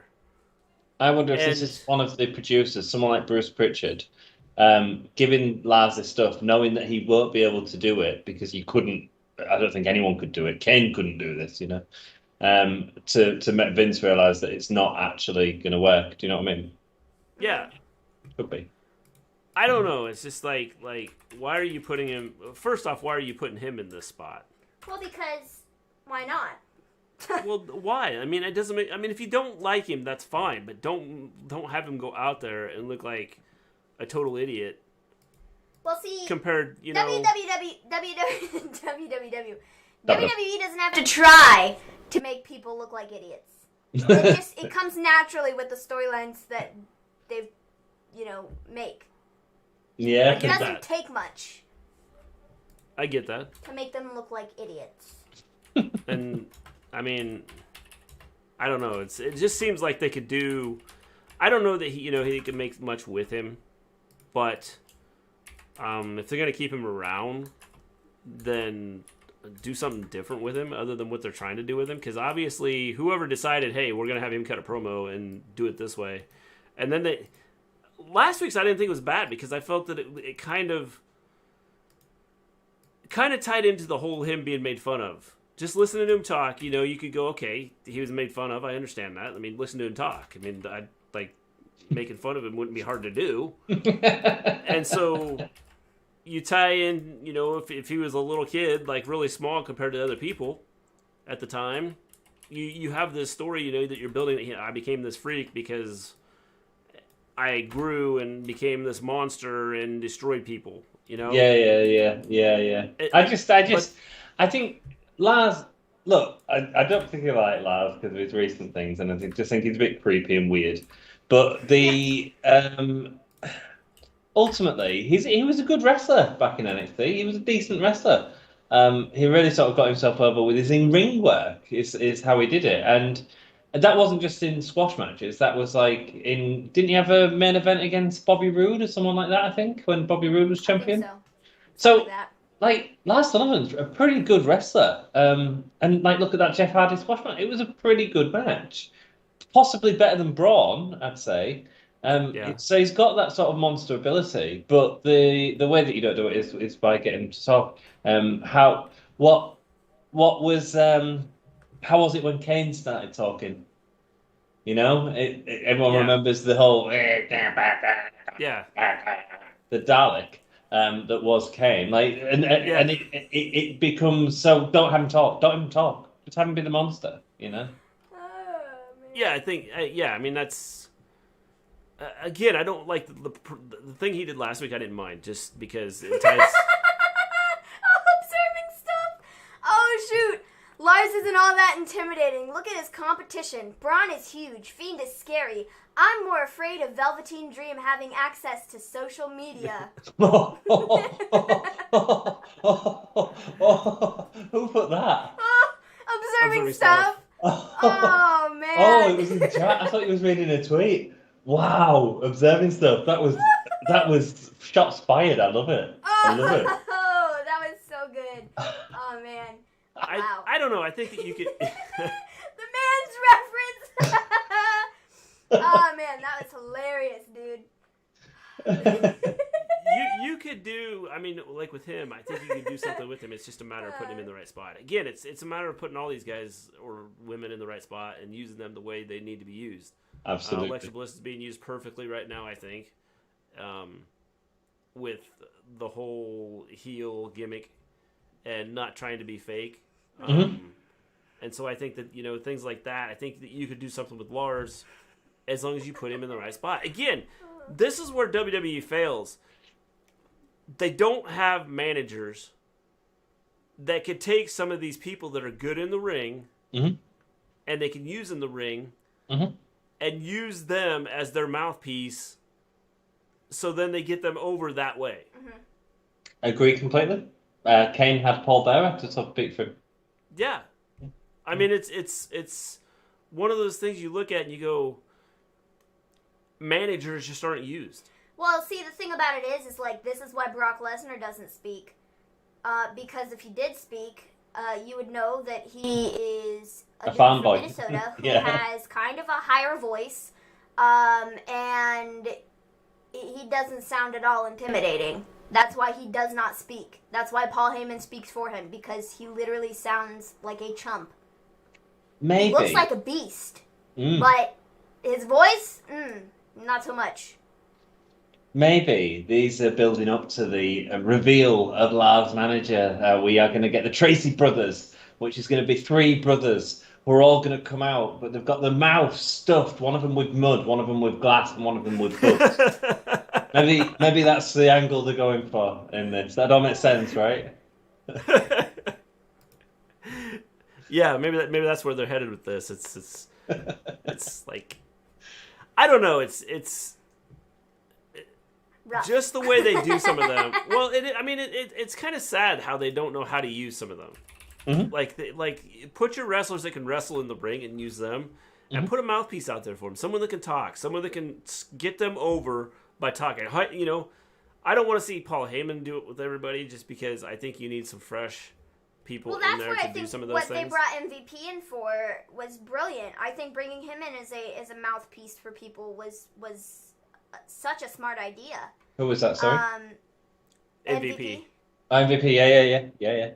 I think that was such a brilliant idea to bring him in to sort of be the mouthpiece for Lashley and Benjamin and Alexander, who Lashley doesn't cut very good promos. They're just not good.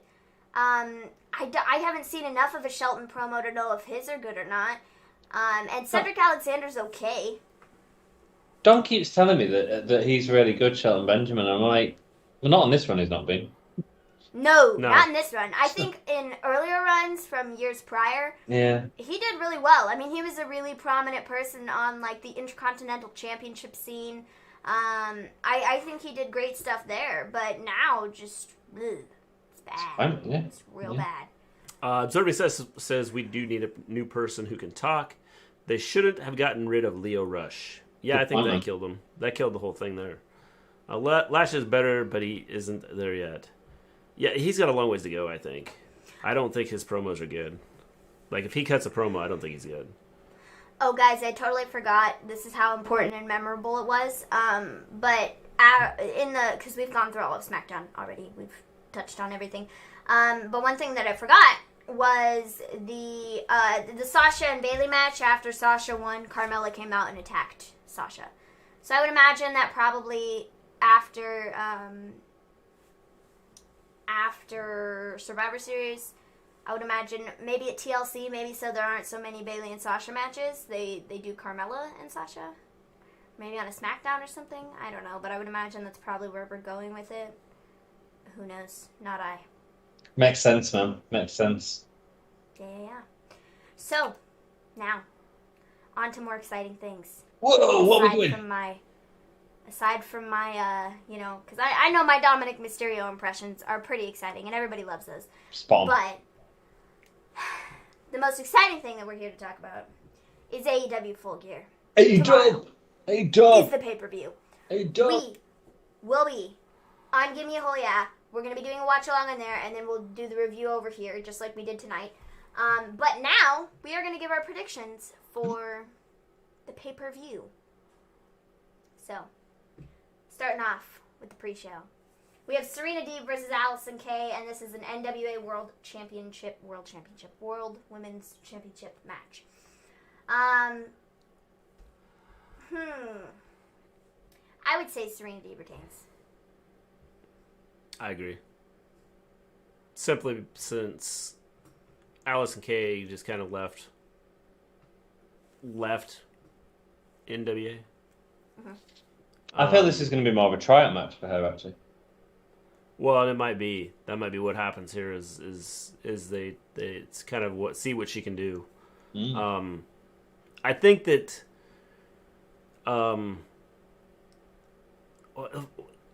Is NWA going to tie in and do something with AEW?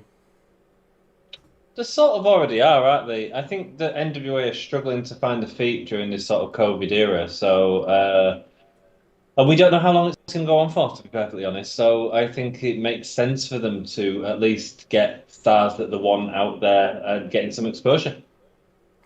Well, and that's just it. I mean, that's one of the things, looking at all of this, and with our cases going up, there's some states I don't see opening up for a while. No, absolutely not. In fact, I would not be shocked if some of our states don't. Like the states around us are never going to do it because we're too stupid, and our our governors don't have anything figured out, and like we have hospitals right now that have come out and said that it's not that we are running out of beds, but it's the people. We don't have enough people to be able to take care of the people that are sick, and we just started having flu season, and the COVID cases are picking up. So our hospitals are going to be overwhelmed in the next 2 to 3 weeks, completely, Italy type situation from when this whole thing started. Oh well, we've always been worse than Italy actually for a long time, yeah. And so, I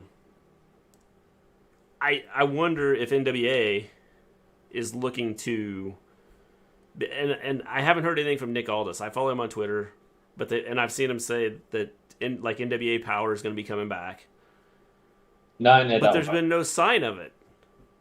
No. And so I don't know if the whole idea is to get more of these NBA stars into AEW to showcase their talent and show off. Here's what I think could happen. What if Thunder Rosa interferes in the match? Oh, that'd be cool. That'd be great. I didn't have that planned. Yeah, that's cool. And so then you tie another former NWA person into this whole thing. Oh, that's really good. Let's expand on that a little bit. What about a full-on NWA female invasion? You could do something like that. Dude, it would really help the women's division just to do something there to get their women on TV. Give them a story. They've got 3 or 4 women in NWA, 3 or 4 or 5 women in NWA that were solid. Right, so do that. Do them. You've taken our title and think it's okay to have it on AEW and have Thunder Rosa leading it and say no, we're taking it back, and not only are we taking it back, but we're taking you down. I think that'd be interesting. That's really good booking. I've not thought about that at all. So I said Serena Deeb. I've done a predictions video, so I'm not really going to talk about my reasonings for why, but I'll tell you why I did it. But you can check out our predictions video to find out the reasonings, because I've got some shocking picks. So, if after you're done watching our predictions here, go over to Give Me a Whole Yeah, and you can check out Ant and Dom's predictions with where they think things are going to go with Full Gear. There we go, man. Are we ready to talk about Full Gear? Talk about it right now, Jono. We just made our first picks. I think we're all in agreement. Serena Deeb. Yeah, absolutely. Serena Deeb. Deeb. Cool. Retains. Orange Cassidy versus John Silver. I'm actually really looking forward to this. I think this will be a funny match. Both of these guys are very funny. John Silver's freaking amazing. John Silver and Alex Reynolds, I love them. They are my favorite part. Just the Dark Order in general. They are my favorite part on the Being the Elite series on YouTube. They are so freaking hilarious. Oh, brilliant. Hilarious, yeah. It's so good. I didn't enjoy the segment this week as much, though, with the the Family Fortunes thing. I didn't really that one as much. Anyway, sorry, Kevin. But yeah, I'm really looking forward to this. This was supposed to be on the pre-show, but they switched it up, and they're putting the women's match, the NWA Women's Championship match, on the pre-show instead. I'm putting this on the main card, which I'm fine with. I'm totally cool with that. I don't know. Orange Cassidy? I also wouldn't be opposed to John Silver winning, though. Because I feel like, I don't know, interference? Orange Cassidy. I don't know. Orange Cassidy? I think I'm going to go with Orange Cassidy. Mr. G is probably going to go the complete opposite of me. I am going to take John Silver. Okay, good for you. And here's why. Okay. The whole idea behind, Colt Cabana seeming like he's kind of the guy that Brody Lee wants to push and wants to be kind of that guy that, that I'm going to put him out there, he's going to do all this stuff, and he's going to be good for us. Mm-hmm. And John Silver has been out there a lot. doing his thing on Being the Elite and stuff like that. I love the Brody and John Silver interactions. The one with the lipstick all over the mirror, and that was so good. Oh, it killed me, man. It killed me. Anyways, so continue on. It was so funny. I could see them pushing John Silver some here, just to tie this all back into the Dark Order and Colt Cabana, and where John Silver goes. Brody Lee continues to kind of push Colt Cabana, and John Silver goes, hey, whoa. Why do you keep pushing him? He's done nothing. He's just found ways to lose. And I've now started, a winning streak, so this would just kind of be the beginning of him winning some matches. And this is how they end up getting Colt Cabana back out of the Dark Order, and Cabana doing, his own thing with somebody else or whatever they do with him. And so I think I would not be shocked if they did John Silver and then tie this back into the whole Dark Order Colt Cabana storyline. Makes sense, man. It's a way to get Brody Lee on the show. So who are you picking? I'm taking John Silver. I'm John Silver. Orange Cassidy. I'm going to say Orange Cassidy. Yeah. I say Orange Cassidy, and the reason for that is... Look, Cassidy's had 2 massively protected losses against Cody that was completely unnecessary. Mm-hmm. But he just had 2 protected losses against Cody. Do you know what I mean? Yeah. So I can't see him losing here personally. Cool. Yeah, Orange Cassidy, John Silver, sweet, love that. Sheeta versus Nyla Rose. Can I say the loser of this? Right, we're gonna have a 4-way thing, right? So. The winner gets to have a nice cup of coffee. Second place gets to eat some mud. Third place gets to eat some glass. And fourth place will be eating bugs. I mean, I don't know if you want to come third or fourth, but just so you all know, that's what's at stake during these predictions. And we want to be at the top 2. Absolutely. And also, I want to see all of your thoughts in chat. I want to see who you think. John Elite says Orange Cassidy. What if John L said, what if... Yeah, I was going to say, John L said, what if Tessa Blanchard shows up? Cracking idea. I don't think she will. That'd be interesting. I think WWE will get her, won't they? I think WWE's going to get her, too. So, Sheeta versus Nyla Rose. This is for the AEW Women's Championship. This match has been not been built up for crap. There's nothing to this. Sheeta, I think, is going to retain. Because I think this is just whatever. There's probably going to be some interference or something from Britt Baker, because I feel like that's going to be the next match that we're going to see. So I wouldn't be shocked if we see that. But ultimately, Sheeta's walking out with the title. So I'm going to agree, because I think that's the only option you can go with her. I mean, there's nothing to this. Yeah. Yeah, I think Dom chose Nyla, actually. Yeah, I don't see them doing enough with Nyla Rose. She's not around enough. She's around. She's just not being used. Yeah, that's the issue. She's there. She's been in the crowd. You've seen the women in the crowd. They're just not using them on the shows, and it's why? She lost the title, got a manager, and then did nothing. Exactly. Yeah. The way that they've handled Vicky Guerrero and Nyla Rose has been absolute trash as well. There's been nothing there. And it's really sad because they could have been building something up this entire time, in which they did not. Here's the question. What if COVID had something to do with that? Probably not, though, because they've been at all the shows. Maybe, but they keep putting women's matches on, which is wonderful, and it's wonderful to see that they give the time to the matches, but they're not giving any time to any story. That's the problem. Well, I mean, I agree. I think the women's they haven't handled the women's division at all. Mm. The only way I can see Nyla Rose winning this is if Chris Statlander's ready to come back. That's the only way. There's no faces to face Nyla Rose apart from Akira Shida. I can't see her coming back either. At least not right now, with the injuries she had. It was an ACL, wasn't it? I think she'd probably have another 3 months, maybe. Yeah. John Elite says he's taking Sheeta. James, I am going to say goodnight, guys. Awesome show as always. Have a great weekend. I'm going to get some sleep. Hope you all enjoy Full Gear. See y'all Monday night. Good night, James. Thank you, James. Good night, my friend. Yes. So we're all taking Sheeta? Yeah. Janelle will want to give it to Nyla Rose. Ooh. Janelle wants Nyla Rose to win as well. Janelle, I'm sorry, but you don't know what you're talking about. But what faces have you got? You've got sort of Big Swallow, who I can't see being a contender to Nyla. All of the other sort of Japanese faces are stuck in Japan. Rio and Emi Sakura, or what's the other girl called? Yuka Sakazaki. Thank you. Boom! Maven! Bang!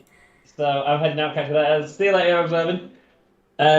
So yeah, my prediction is Shida. So yeah. Cool. See you observing stuff. So Matt Hardy versus Sammy Guevara in the Elite Deletion match. I'm intrigued to see what this is gonna be. Cinematic, baby. I think it's gonna be fun. And I think that Matt Hardy's gonna get the win. Somebody's gonna have a concussion before it's over. The cinematic match, because they'll already recovered from it by now. I think it's already in the bag. Hopefully not. You know what this match is gonna consist of? They're gonna be in a padded room. The ground's gonna be padded. The ceiling's gonna be padded. Probably. The walls are gonna be padded. Probably. And they're just gonna say, "Go to it." That'd be great as well, wouldn't it? Yeah, I think that. I don't know. I think this will be a good match. I think that Matt Hardy's gonna win just because of everything that's happened in their feud, and I don't know. I don't think it necessarily hurts Sammy Guevara to lose this match per se. I don't know. I'm gonna go with Sammy Guevara just because I think it's gonna lead to a new Matt Hardy. Well, I suppose Sammy Guevara. I don't know. I'm torn. Matt Hardy or Sammy Guevara. In a cinematic match at the Hardy compound, probably. I really want to see. I don't know. This needs to end because I feel like we've seen this like 18 times and bad things have happened, and like I don't know if Sammy Guevara doesn't win, I feel like this is going to continue on. For that reason, I'm going to say Sammy Guevara. John Elite says Sammy. Sammy's got to be the pick here. Because I feel like if Matt Hardy wins, then Sammy's just going to keep pushing and keep wanting to do more matches with him because he lost the match. And he wants to, like, finally get rid of Matt Hardy. You know? So I guess I'm going to say Sammy Guevara. Yeah, I think Sammy. I think Sammy will... I'll say this. I think Sammy will win, but I think Matt Hardy will go over at the end. I haven't said this in my predictions, I can say it here now. I also think we might see Sammy go into a Lake of Reincarnation. I would love that. I think Sammy might be changing his character. The Lake of Reincarnation spots are really freaking cool. That'd be cool. I mean, if they did something with him, especially with everything they've done with Jericho and MJ. Yeah, I mean, you kind of get a sense that Sammy's kind of not liking what's happening there. Mm-hmm. And so, well, you get more than a sense. I mean, Sammy just hates MJF, so I could see something happening there. That would not shock me. I think it'd be interesting. So I think Sammy will win the match, but MJF Hardy will stand tall. And also, it's right for Hardy to put someone over. But if we get anything like the TNA sort of broken deletion match or anything like that, I think it's going to be wonderful. And this is an AEW produced thing, which I mean, Matt Hardy's got more control of it and less controlled by WWE instead of that like broken thing they did there, which was just bizarre. Yeah. That's a bit weird. So that's exciting, man. That's exciting. If there's anything like broken deletion, like that was great, man. Yeah, definitely. So John L says he's taking Matt Hardy. It makes sense as a pick, to be perfectly honest. It's not a bad pick. It's no. Yeah, it's good. Cool. Next, Cody versus Darby Allin for the TNT Championship. Cody versus Darby Allin, pretty obvious, right? Yep, Darby wins. I think Darby needs to win, for sure. Because I feel like, why do this match otherwise if you're not putting the TNT Championship on him? At the same time, Cody. Like, I feel like, I don't know. I'm making this way more difficult than it needs to be. Because I'm ultimately just going to say Darby Allin anyways. So Darby Allin is my pick. Cool. But I don't know. I still think there's this possibility that Cody, like, would retain for some stupid reason. So Darby Allin is my pick, though. Darby wins with the help of Sting. I don't know that it'll I don't think Sting is going to get involved in said match. I think we're going to get no. I think we're going to get some spot of Sting in the rafters, and that's going to distract Cody. I don't know how, but something sort of along the lines of that. I don't think Sting is going to get physically involved in the match, though. It's just going to be sort of like it catches Cody off guard, and that's what leads Darby to get the win. I think that the reason I say Sting helps Darby win. Sting is almost done. Cody's talked about almost being done. What if it's like... Did they ever wrestle... Have they ever wrestled, like, in WWE? Who? No. Cody and Sting? No, when Sting was in TNA, Cody was in WWE. Yeah, I was going to say, have they ever wrestled ever? I don't think they've ever, like, had any huge interaction. So here's the thought, and I don't know if Cody likes Sting or anything like that, but I was thinking, since Cody, you know, being around his dad and stuff, and I would see Sting being like a hero of his, and so this could be like a one-time deal where, okay, either Cody retires Sting or Sting retires Cody. And because Cody has talked about being done soon anyway, and just going to the management side of stuff. Mm-hmm.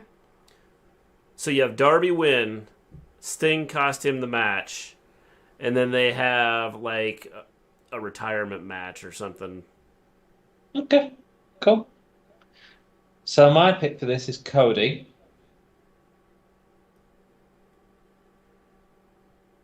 Wow. Cody.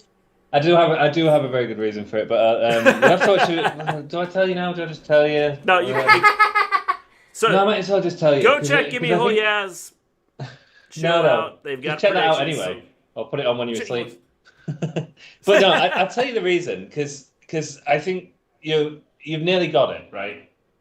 Here's the issue with Sting, because I think Sting's going to be there. They've alluded to Sting quite a lot in AEW, both from Jericho holding a baseball bat to which was reminiscent of Sting, to Darby Allin sitting in the rafters, reminiscent of Sting, right? This is the perfect time to get Sting involved. If you're going to get Sting involved, obviously merchandise has just been taken down to a degree, etc., etc. We also know that. So Sting, getting involved, fine. If Sting gets involved in the match or saves Darby, and Darby wins the title, what are you going to be talking about the next day? Darby and Sting. No. You're going to be talking about Sting showing up on AEW, not Darby Allin winning the title. And that's the problem. So what I'm saying is you have Sting either come to save. Because in 2014, during Survivor Series, when Sting entered the WWE, Dolph Ziggler won that. And that was a big deal for Dolph Ziggler. Everyone was like, thinking blah, blah, blah. No one talked about Dolph Ziggler winning that match. No one. It was all about Sting being in WWE. And I don't think AEW will make the same mistake, because if you've got Sting holding up the hand of Darby Allin, no one's going to be talking about Darby Allin. It's all going to be about Sting. If Cody retains the title, then it doesn't hurt anything. Because if Cody retains the title, it can lead into a feud where Sting is trying to help or assist. I think the big thing in this match is a Cody heel turn.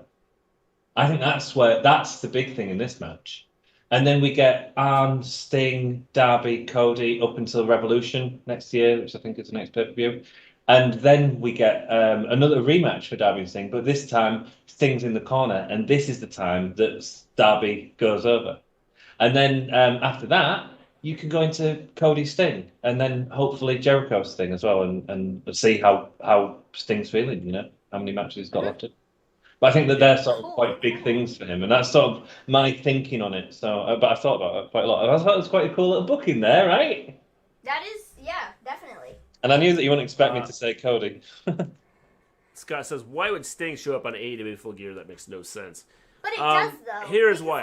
Like Ant alluded to, there have been many, like, sort of hints at Sting with the baseball bat, with the sitting in the rafters of Darby Allin, with all of WWE removing all of Sting's merchandise, all of Sting's everything, within the last couple of weeks. It is very possible that we see him tomorrow, and I think it would be really cool. And WWE, if he wants to wrestle one more match, WWE is not letting him do it. If he's cleared to do it or not, WWE is not allowing him to do it, so he can go elsewhere and wrestle one final match. Or whatever he wants, really, whatever he's comfortable with. I mean, yeah. Mm-hmm. I think one thing, Scott, is like, you're right.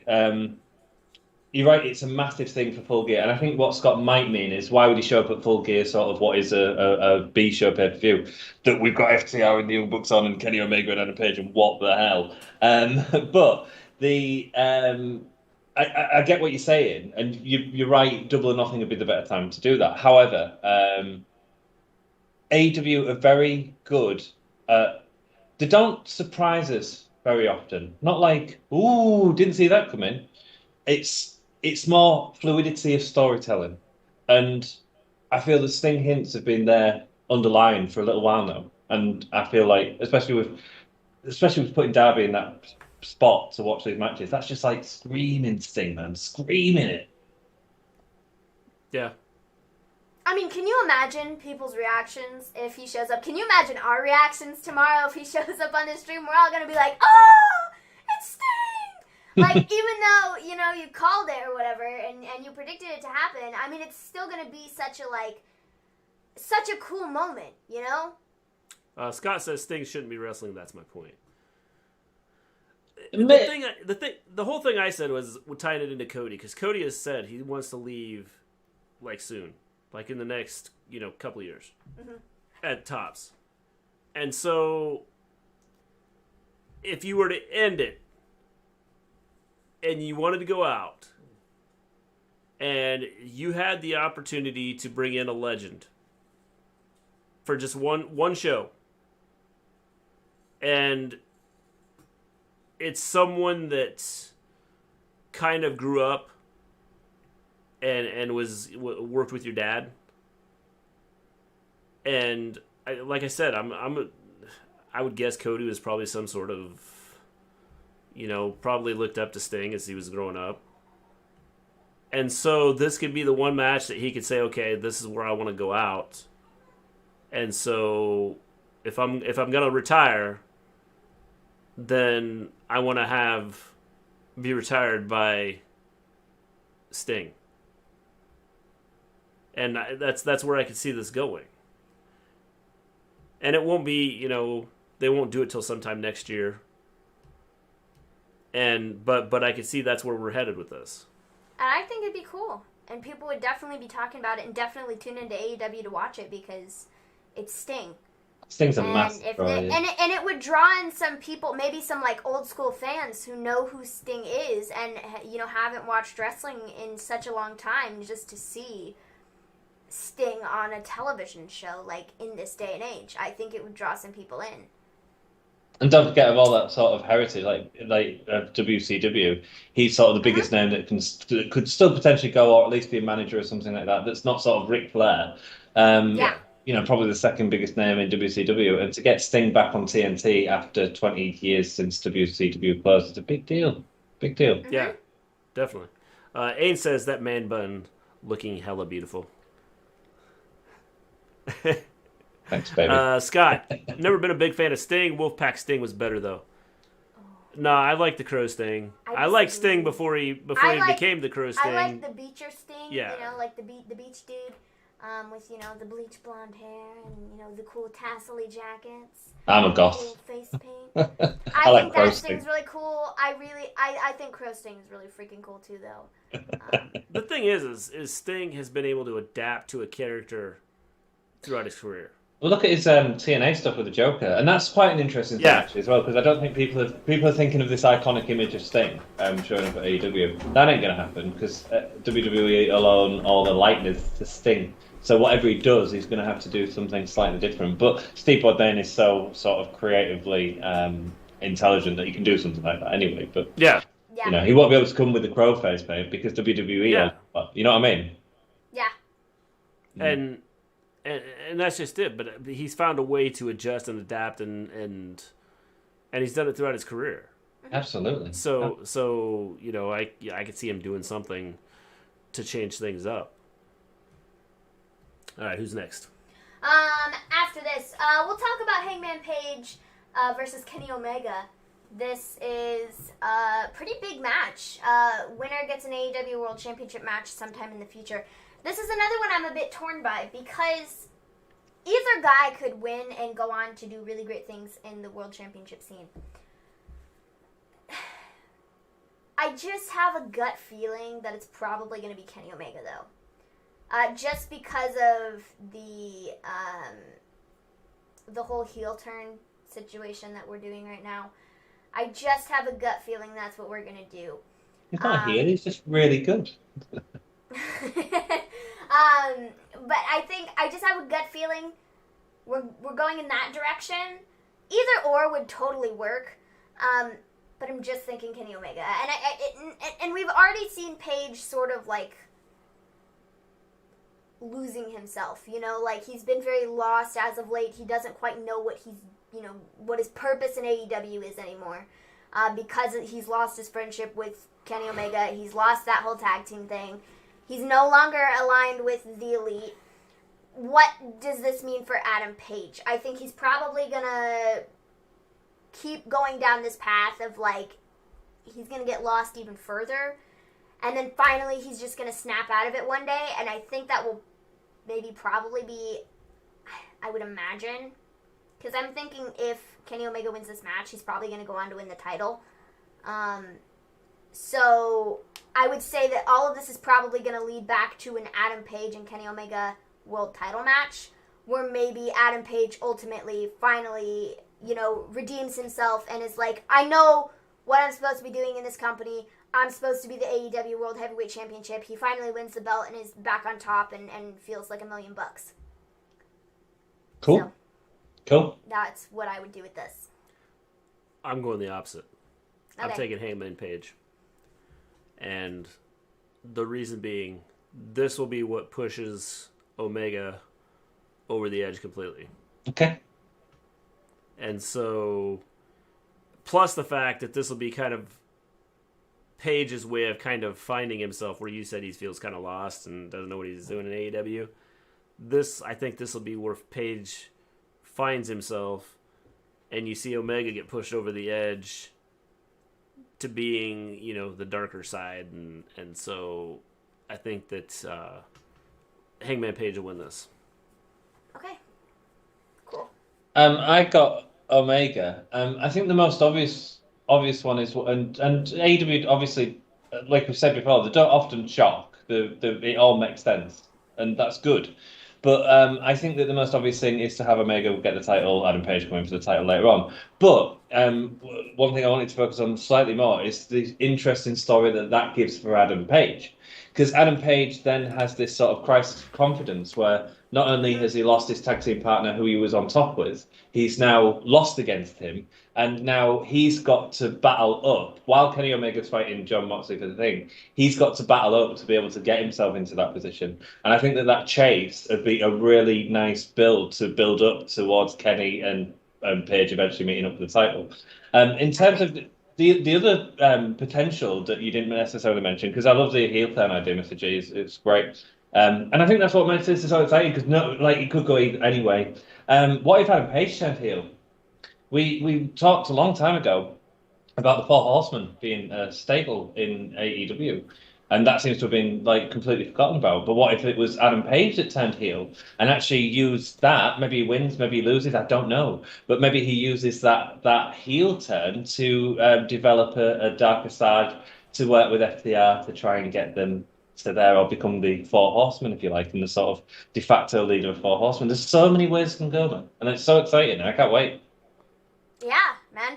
I would totally be down for Adam Page and FTR to sort of form this, you know, Four Horsemen faction. I think it would be really fun. I think the interactions that they had several weeks ago, several months ago, whatever it may be, I think that the interactions that they had were so entertaining, and I think that it would be such a fun sort of storyline.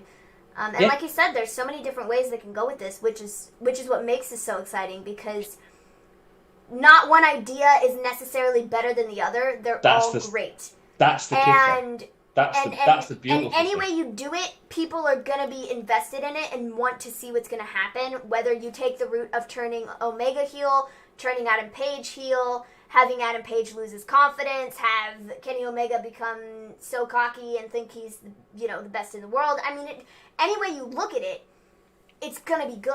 Compelling. And the fans are really going to be the ones that get the payoff from this. Absolutely. So, And, I think if one thing AEW has taught us is we was all sort of complaining about half a year ago about Cody beating Lance Archer for that title. And actually, that was the right call. And they booked it well. But actually, what they've done is put themselves into a position where anything can happen in this match. And we will go, I can't wait to see where it goes next. There'll be a lot of anticipation. And that's what happens when you do slow building of characters. And I actually think that this is probably the best storyline in wrestling since the Tommaso Ciampa and Gargano stuff. I think it's been built up so slowly. I agree with that. It's good. I could agree with that. Let's see. Aiden says, Sting for me, once he left the company, his character lost his authenticity. Scott says, Omega wins. Omega beats Moxley for the title as heel. Johnny Elite says, Omega. Scott, Hangman Page has the best theme music in AEW. I like it. I don't know if it's the best, but I do like it. His theme is really good. I enjoy it. There's a lot of good theme music in AEW. They do. Darby Allin. Music. Yes. Wicked Fizz. Yes. Oh, great. Ace says, this is what I love about AEW. It ain't predictable. You wouldn't be surprised if either got the push. Absolutely. Definitely. And John also says, give me Hangman Page.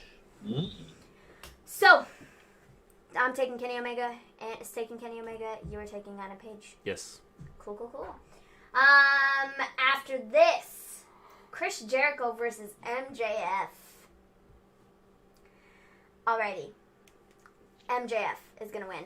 I think MJF is winning. I think that MJF is joining Inner Circle. I think that the people of Inner Circle are going to decide that MJF is a better leader for the Inner Circle over Chris Jericho. Chris Jericho is going to be kicked out of the Inner Circle, maybe with Sammy Guevara as well, because Sammy Guevara doesn't like MJF. They could maybe do some sort of Chris Jericho, Sammy Guevara tag team stuff if they want to, and then ultimately turn that into a feud. And I think it would be really fun. Cool. Mr. G. I think this is a tough one.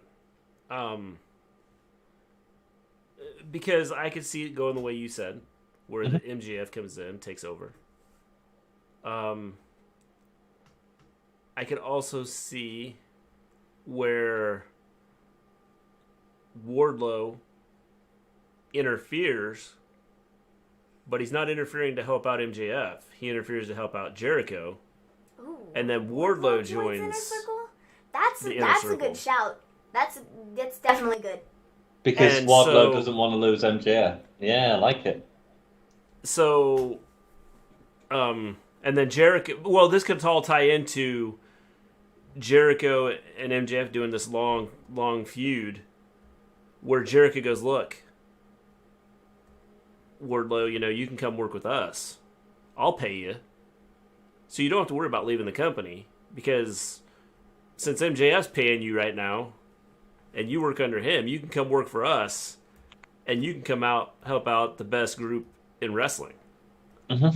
And so... Well, they kind of sort of teased that with the Dark Order, too. I mean, it was kind of in a silly context, but, on Being the Elite, you had John Silver and Alex Reynolds that were trying to, to chase down Wardlow and try to get him to join Dark Order, and he sort of had this, ha-ha, no, but then there was sort of this, ha-ha, maybe, type of a situation, Which is why I think tying him into the Inner Circle makes more sense, because you have the Chris Jericho, MJF being kind of the similar type, they're kind of the same ego type guys. Yeah. And so this is a way for Jericho to get at MJF, and for Wardlow to get at MJF, because he's tired of taking MJF's crap and all the stuff of him going, I just you work for me, you win the title, I get it, So I think that this ties into that, and so that's why I'm going with Jericho winning with Wardlow helping out. Cool, that's interesting. Interesting, different. Yeah, I hadn't thought about that. It was really good. Well, I've got MJF, pretty much for the same reasons as Maven. I don't know if it's going to end up being Sammy that goes out with him, though, or it could be Jake Hager to make room for Wardlow. So that was my sort of idea, but I do like your idea as well, Mr. G. But hey ho, I'm locked in. I've made a video on it already. See, I just think Sammy... That's clever. It's a surprise. I think Sammy, because of the fact that Sammy dislikes MJF so much that if MJF is leading the Inner Circle, I don't believe that he would want to stick by him. And he's talked about how, grateful he is for Chris Jericho and how much Chris Jericho has done for his career. So why would he want to stick with, MJF instead? Because MJF proves he's better, and the Inner Circle go, look, you've won, but you're not in control of us, and this guy's better than you, and he's proven that you're better. And then you have a crisis of confidence with thingy. I think what you're saying is right, though, in terms of the more dynamic tag teams going forward, because I'd assume it would be a tag team, is Sammy and Jericho by far. I don't rate the chemistry between him and Hager at all, to be honest with you. Not in matches, no. So, yeah. They're just an entertaining duo. And then, like I said, you can ultimately do the feud between the two of them, and Jericho can put over Guevara to help further him in his singles career, and then Guevara can go after, like, the TNT Championship or something. Yeah, the reason I said Hager, though, is because he's had tag team titles with him recently, tag team matches with him recently, and it sort of plays into that idea of putting Wardlow into Inner Circle as well. But I do like Mr. B's fucking of, yeah. And all I hope is that Jericho, all I don't want them to do is Jericho to win and say, don't worry, MJF, you proved it to me, come on in, like they did with Shane McMahon at Undertaker a couple of years ago. You've got control of the company if you win. He didn't win, and he gets control of the company the next night on Monday Night Raw. That's all I don't want. We don't as long as I don't get that, I'm all right. Aiden says, to be fair, it took a pandemic for WWE to give us some of the best storylines in the last decade. Both shows at the moment are killing it. I don't know if they're killing it, but I do think they have some decent storylines going on. A few. Pat McAfee. Oh, wait. Wrong promotion. I meant MJF, a.k.a. or Maxwell J. Freeman, a.k.a. Pat McAfee is about 10% I think MJF. He's not as good as MJF, I don't think. He's good, but I don't think he's as good as MJF.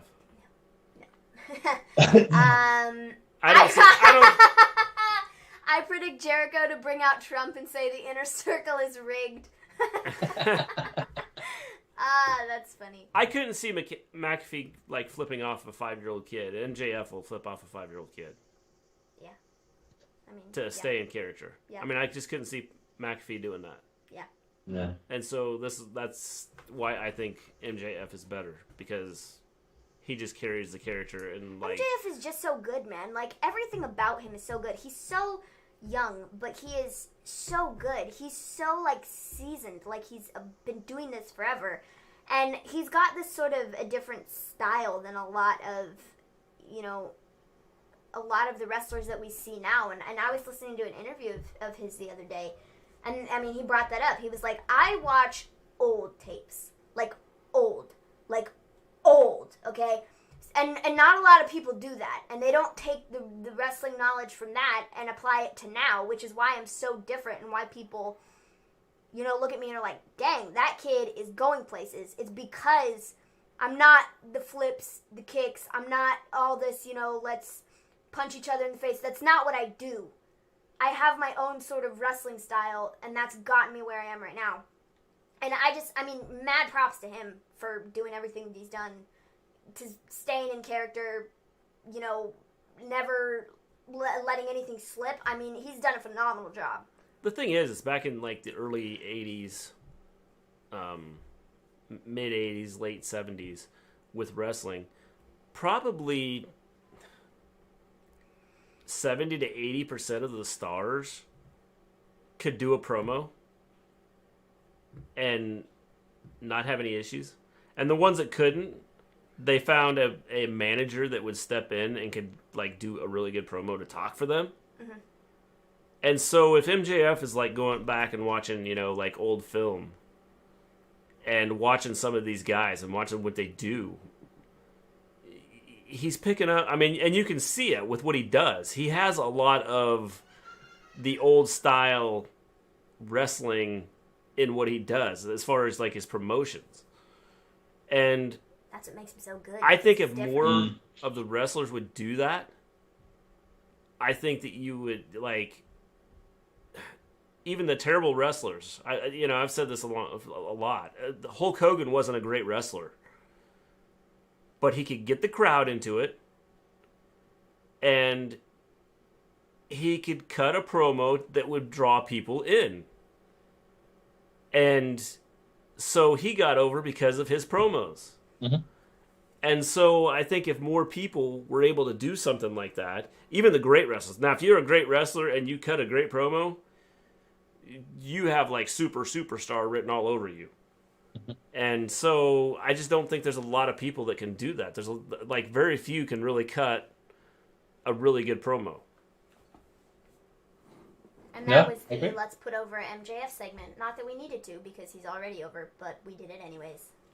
So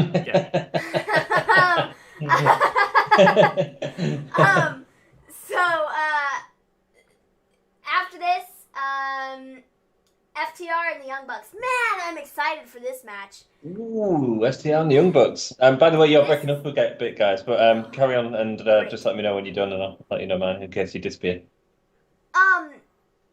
This is gonna. I'm so excited for this. The Young Bucks and FTR are two of my favorite tag teams ever. Tag team wrestling was such. Like, up until I started watching AEW, I had no idea what tag team wrestling was, because WWE's interpretation of tag team wrestling is absolute trash. Mm-hmm. And getting to see all of these tag teams on AEW, the tag team division is my favorite thing in AEW. They are so good. Everybody that they have is so very talented with promos, with, the in-ring ability. The matches themselves are so amazing, and they put on such great matches. It doesn't matter who in the tag team division it is. They're just always good. And that's one thing that I really, really love about AEW is how much they really focus on tag team wrestling, and how much, especially these two teams, care about tag team wrestling, because it's such a thing of the past to certain companies, and to them this is their bread and butter. This is what they do, and I love it. I love their passion for tag team wrestling, because it's so good, man. FTR, I love them. They're great. The whole, fists, no flips, or whatever. They were handled so poorly in WWE, it's not even funny. I was so glad when they left and went to AEW, because they know how to handle tag team wrestling. And then the Young Bucks are, they do all the flippy-do stuff, and that's amazing as well. I think this is going to be a really great match. I think we're going to get a nice balance between the flippy stuff and the sort of more, we're on the mat wrestling type of situation. I think it's going to be real, real good. I think the Young Bucks are going to win, because if they don't get a tag team championship opportunity ever again. And Tully Blanchard is banned from ringside, apparently. Yeah, that's what this is. So he's been banned from ringside as well. So this is going to be just Young Bucks and FTR, which I think is great.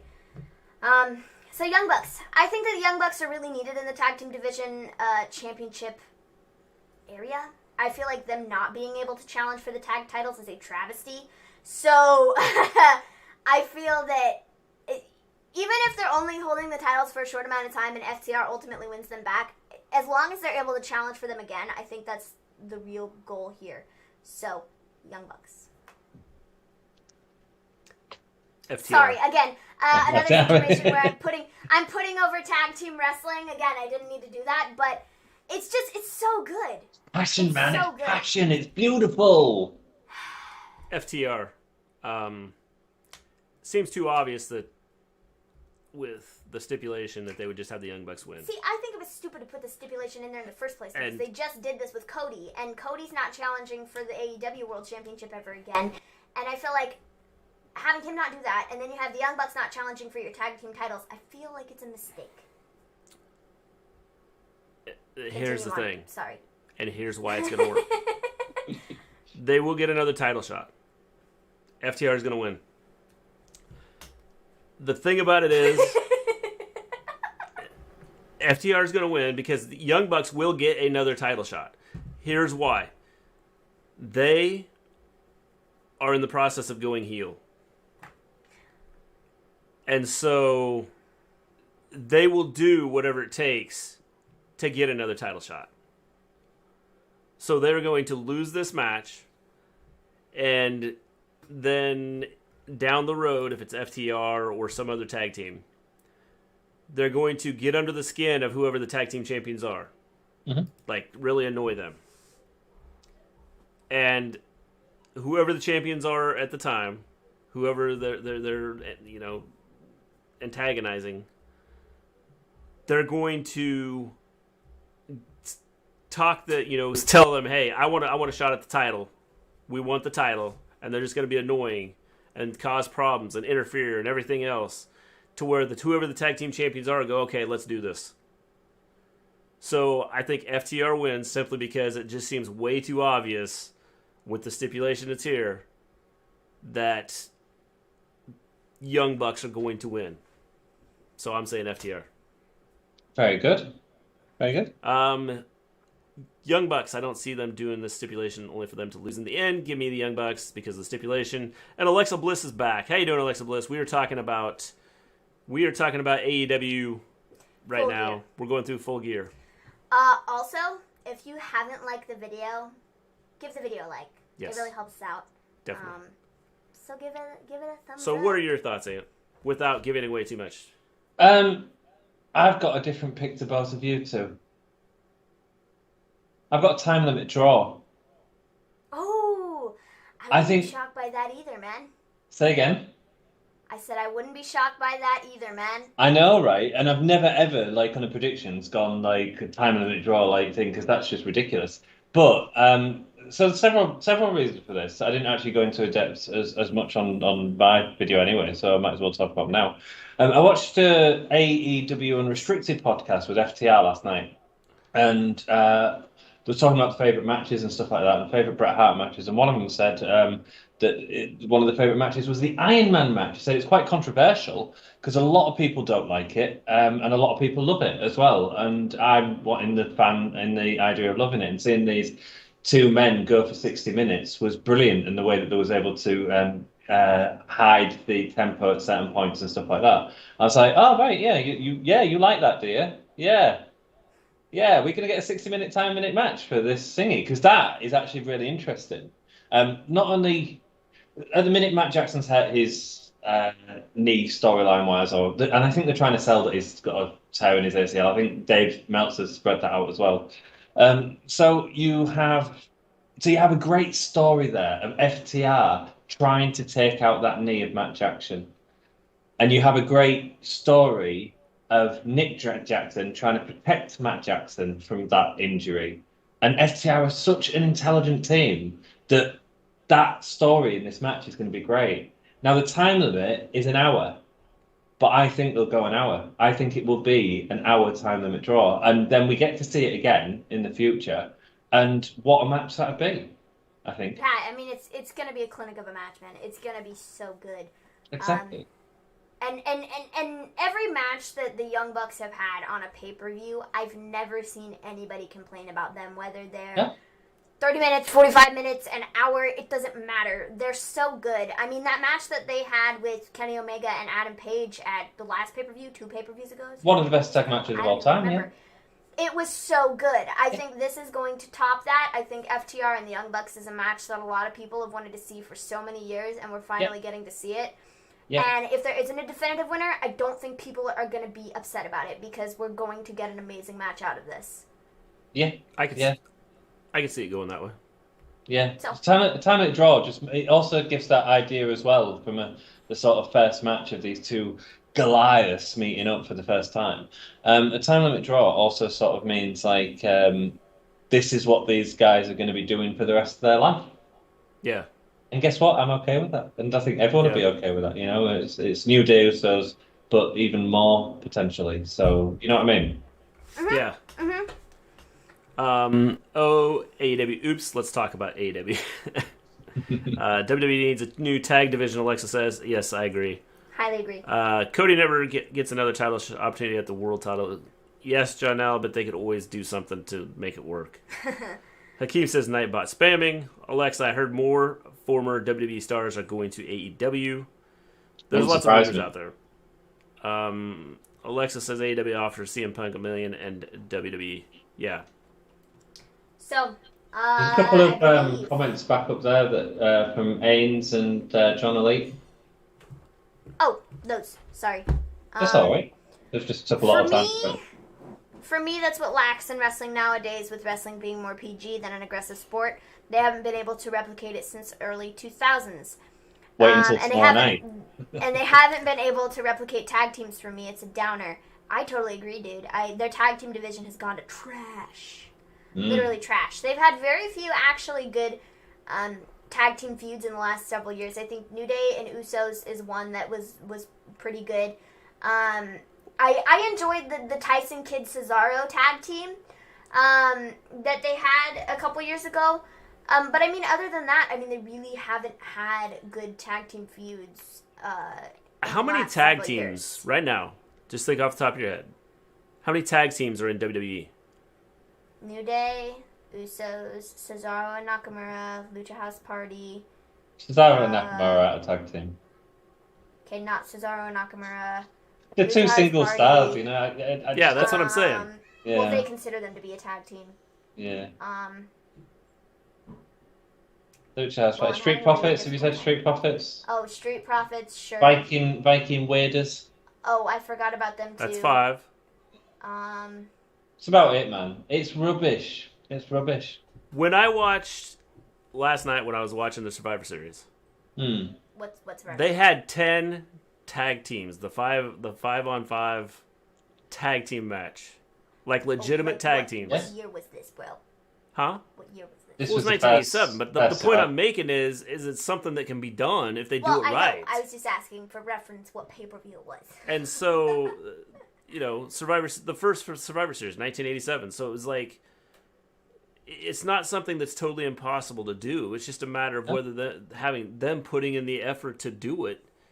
And if they need to create some tag teams for it. Do you want to see that at Survivors? I don't like tag team Survivor. Do you like them? My issue with them. I don't. My issue with them. I mean, I think you reckoned a different point anyway about the quality of tag teams in WWE. But I hate Survivor Series tag matches. You've got too many people on the side of the bloody ring, and you can't actually see what's going on. Yeah, I agree. I absolutely hate that. But it was just the fact that they were able to have put 10 teams. A 10 tag team, like legitimate tag teams, not just this. Well, Nakamura and Cesaro, we're going to throw them together to have a tag team. We are doing that with them, but there's 2 single stars, man. There's 2, you know. Yeah. What happened to good tag teams, man? Demolition, the Road Warriors. Oh my gosh, what is their name? The Rockers, the Hart Foundation, the British Bulldog, the Killer Bees, the Quebecers. Yeah. I mean, several. So yeah, good times. Tag teams used to be so good. Yeah, they did. John Elite says it was a revolution. Maven, Young Bucks versus Kenny Omega and Hangman Page. That was a pay-per-view. I just couldn't remember how long ago it was. Alexa Bliss says, I'm a little sad that the bar split. Yeah, the bar was another really good tag team several years ago. Alexa Bliss, you are the bar. Go down. Okay. But they were good as a tag team. Alexa says, John Elite says Street Profits. John L, a lot of people say WWE Women's Division is better than AEW. No, it's not. No, I'm kidding.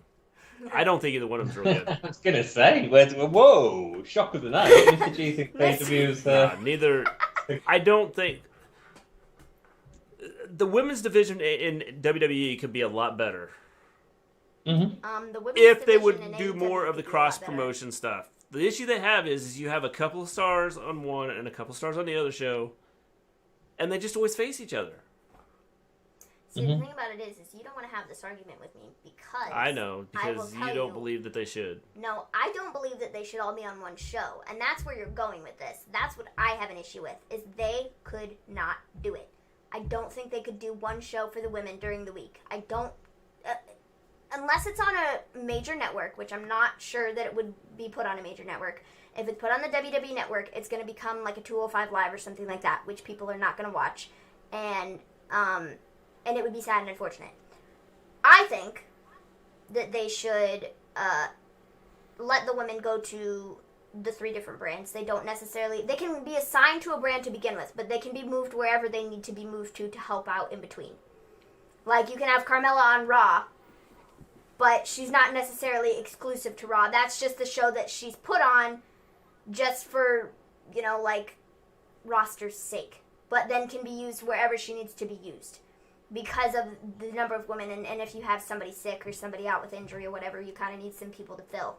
And that's kind of the boat that WWE is in right now with the women's division. So. Yeah, I mean, I can see that. I mean, that's they have a lot of talent. They just don't use it correctly. There's no, because you try and have the same feuds. They do the same. And I've said this before. They do the same thing with the men.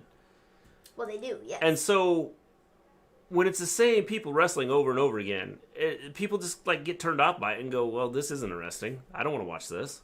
Mm-hmm. Mm-hmm. And so it kind of turns people away from it, and they don't like it. And yeah, I just think that there's so many things they could do if they would just do a few tweaks to what they're doing, and it would make things a lot more interesting. I think sort of keep it as it is. Just give us 2 women's pay-per-views a year, and then you'd have something to build up to. Where there was forced to tell stories to build up to them. Yeah, I agree. Yeah. So Alexa says, I think Vince messes up the tag team division. Vince messes up lots of things. A lot. Yeah. It's not just the tag team division. So, the final match, I believe, that we have to talk about here. Jon Moxley versus Eddie Kingston in an I Quit match for the AEW World Championship. As much as I don't want this to be the case, Jon Moxley's winning. Unfortunately. Eddie Kingston is a heck of a talent. I think he's great. I think he can cut stellar promos. He cuts better promos than probably anybody on the AEW roster. I mean, he's really, like, seasoned. I mean, he's been doing this forever. And he's just so good on the mic. He knows how to draw people in and make them want to keep watching him speak. Yeah, Moxley. Because I think we're going to lead to Moxley versus Omega, and Omega is finally going to dethrone Moxley, kind of, you know, a throwback to their match that they had at that pay-per-view. Whatever. Full Gear last year. Yeah, Full Gear last year. Was it? It was. I remember they pulled the mat back, and the wood, and they got, like, you know, in trouble for doing that with blood or whatever. So, yeah. It went high, man. I think that's what we're going to do. I am going to take Eddie Kingston. Good luck with that. Whoa, Mr. G. Mr. G with the hot takes. And here's why. Go on. Moxley doesn't need the title. I agree. He's like the Fiend. Great. I think that he's better off without the title. I agree. Agreed. I think that there's going to be some help with Kingston winning. From who? Oh, okay. I think people. that It's got a whole faction. And I don't think he's going to quit. I don't think Moxley's going to quit. I think they're going to have him like pass out, get knocked out some way, so where he can't compete anymore in the match. So then he doesn't actually say I quit. He gets knocked out some way, passes out. So some way to where he doesn't have to say I quit, so it doesn't like make him look weak. But there will be outside interference to help Kingston win. Right, he's got a whole faction. Butcher, Blade, Penta, Phoenix. Well, yeah, I suppose, if we want to go that route. Yeah. It's an I Quit match, so it's no DQ. Did you have anybody else in mind, or was it them? I think there could be some surprises. Oh, so you have no specific... Mr. G has no specific names. Just surprises. Okay, then. Surprises. I think this is going to be a great match. The idea of giving Eddie Kingston a microphone during a match is perfect. And I think it's going to be brutal. I don't know if it'll be as brutal as Full Gear Next last year, but I think that Full Gear is going to turn into this sort of hardcore stipulation, not pay-per-view, but like hardcore stipulation main event, I think, which is sort of what this is doing and what Full Gear did last year, which is cool. So excited for that, man. Excited for the match. I think Dean Ambrose, John Moxley has got it. I think my issue with giving it to Eddie Kingston isn't Eddie Kingston. It's that they didn't give it to MJF last time. And if I was to have made a call on who should be getting the championship, MJF or Eddie Kingston, I'd be saying MJF. You know what I mean? Yeah. Also, I don't think that the story with either Kenny or Hangman works as well with Kingston, primarily because of that. Because I think it's going to be Mega anyway, but I know that you picked someone different, didn't you, Mr. Gleen? You picked Adam Page. But the Kenny Moxley one works because Kenny was, last year at Full Gear, he was a different person. Now he's becoming this sort of heel character that's embracing the darkness and the fact that he is the great wrestler that he is, and he's going to show that. And so that story sort of makes more sense for Moxley, you know, to have that sort of arc. Because it's already there, and they can just kind of call back to what already happened, which is easy to do. So I think that makes the most sense. Yeah. But I think Alexa says, great. Well, as in, I say they get buried, like Sanity got buried, Retribution is getting buried. I'd say Retribution is buried. Who's Retribution? They're gone. I thought they went back to school. Yeah. John Mox is not losing, hopefully, the AEW title soon. I think he's not far off from losing it. The reason people say they can play because they only get a women's division.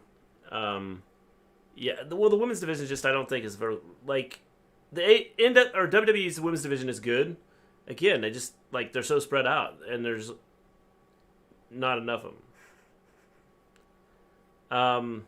Jonel's taking Moxley. You only get one woman's cigarette. What's the woman's cigarette? What? How has that happened? Where is that? You know? Probably talk to text or something. It'll be auto predict, but I have no idea what he wrote that ends up in cigarette. I think it's supposed to be women's division, but I don't know how division turned into division. That makes sense. So now I can read it. John Elite takes Moxley. Alexa says, has John lost a match in AEW? I don't recall. He's had a time limit draw against Pac, I'm sure. Early on. Has he lost a match? Let's look, shall we? Yeah, I think so. OMG, everyone. What are you OMG-ing for, Hakeem? OMG. Oh my god. What is Chris Jericho when we get back into the world? Where is Chris Jericho when we get back into the World Championship picture? I don't think he will. I don't think Jericho's get back into the championship picture. I think he might. Since coming to AEW, he has lost twice. That's it. And one they draw. Were both tag team. They were both tag team matches. The one was Chris Jericho and Sammy Guevara versus Darby Allin and John Moxley, which he lost. And then the other one was Adam Page and Kenny Omega versus John Moxley and Pac. Right. Cool. So. Angel Garza told me he cheated. Oh man. What? Cheated on what? Do we not remember on Monday? Oh, that's right. People? How can he cheat when he was with me? Dang. You and Hakeem are going to have a conversation because we're not a part of that. Did anyone else get a rose off him? I did. I didn't accept it. It was handed to me, but No. Yeah. It was... Did you block? Not taking it. Nice. I heard that a lot of people got roses based on the amount of people that were on Twitter that were like... Be specific, Hakeem. I can't believe this. Johnny Lee gave me a rose. Hakeem, or Angel Garza gave out roses to the entire audience the other night. Monday. There you go. And now Angel Garza has cheated on Hakeem. Yep. Or Hakeem thinks he's been cheated on. I punched Garza in the face. Do you know I mentioned Chris Jericho in the world title picture? I think he is going to be in the world title picture very soon, actually. I think once Omega gets it off Moxley, we're going to get Jericho Omega Part 3 because that makes sense as part of the trilogy. And because we've had it once we had it in New Japan, didn't we? We had it in early AEW, and then we've had it, and then if we have it again, it sort of concludes that trilogy, I think. Not that I think that Jericho's winning, but I think that that'll give them space to do that sort of build-up storyline between Page and Omega as well. Why not? Yeah, I agree. They need something to do between there, and I think that would make sense. Here's the reason I said I don't think it'll happen. I think that MJF probably needs to be put up there at some point in time.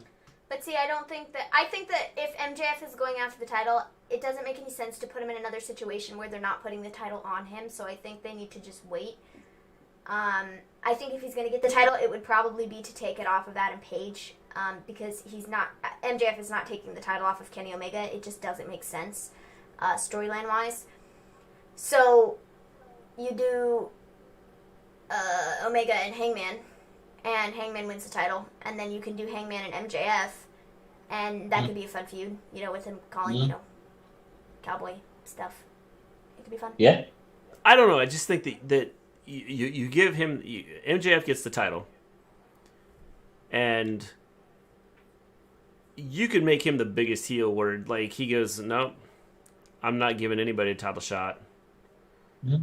You have to wait, and I'm going to go wrestle this guy. So then this is where you bring in your jobbers to wrestle. And MJF goes, look, I'm champion again, I beat him. I'm champion again, I beat him. And then finally someone, I don't know who, but they get under his skin enough to where MJF goes, all right, I'm going to give you a title shot. It'd be a perfect thing to do with him. And it's not necessarily getting him over, because I don't think he needs to get over, because his character gets him over. Absolutely, yeah. And so I think that this would just make people go, God, I hate this guy. Okay, I absolutely hate this guy. Legitimately, I don't see MJF in the world title picture for about another year. I don't think that he's going to be put in the world title picture for about another year, solely because I don't think it's the brightest idea to put him in these championship matches that he's not going to win. Which is why I wouldn't do Kenny Omega, because I feel like it makes more sense to do Kenny Omega and Adam Page. If you want to put the title on him after Adam Page gets the title, I'm cool with that. They could have a fun feud. Maybe in between all of this, MJF, they can do maybe the MJF and Wardlow feud. MJF could maybe win the TNT Championship. I don't know. They could find something to do in between to make it cool. Or maybe they have a feud. MJF and Wardlow have a feud over the TNT Championship because Wardlow wins the belt before MJF does. That's interesting. Oh, wow. And then... Wardlow's not going to be with him anymore because Wardlow's going to be with the Inner Circle, remember? Well, I mean, that might be the case, but if MJF is leading the Inner Circle and Wardlow is in the Inner Circle, Wardlow could get a TNT Championship opportunity. Wardlow wins the TNT title. That makes MJF mad because MJF did not win a title before Wardlow did because Wardlow's supposed to be his assistant. They then feud. Their feud goes on. MJF fights for the TNT title. I don't know. Wins, loses. Doesn't matter to me. I don't think it really makes a difference. I don't think it'll hurt him. He's still MJF. He'll still come back and shake it all off and be like, yeah, that was a fluke. So you do that, and then in that amount of time, you're doing the whole Kenny and Adam Page thing, and then you finally do Adam Page and MJF. And then MJF can win the title. And then MJF can go undefeated for however long you want him to go undefeated, beating all these jobbers and stuff, not doing title matches, whatever you want to do. And then finally, you need to build somebody up, though, who can actually take the title off of him and make it legitimate. And make it cool. Jungle Boy, who knows? We're booking way down the line, but we don't know what's going to happen tomorrow night yet. Yeah, man, but it's fun to book. That's for sure. Absolutely. Absolutely. I think there's some great ideas thrown about tonight. Yeah, man. Full Gear tomorrow night. Guess where you can watch it? On the Fight Network. Give me a whole yeah. Guess where you can watch us? you do not follow Gimme Hell Yeah, go follow them. Tomorrow night we will be on their channel. Live. We will be watching Full Gear live, giving our thoughts as it's going on. And then we will be here for the review. And it's going to be epic. We've been speaking for 5 hours now. Crazy, huh? Sorry, 6 hours. 6 hours. Yeah. Wow. What? There's no better way to spend a Friday night or a Saturday morning, right? with my Atlantic friends, yeah, absolutely. You're across the other outside at pond. Yeah, it is now 6:20 in the morning for Anthony. Alrighty, guys.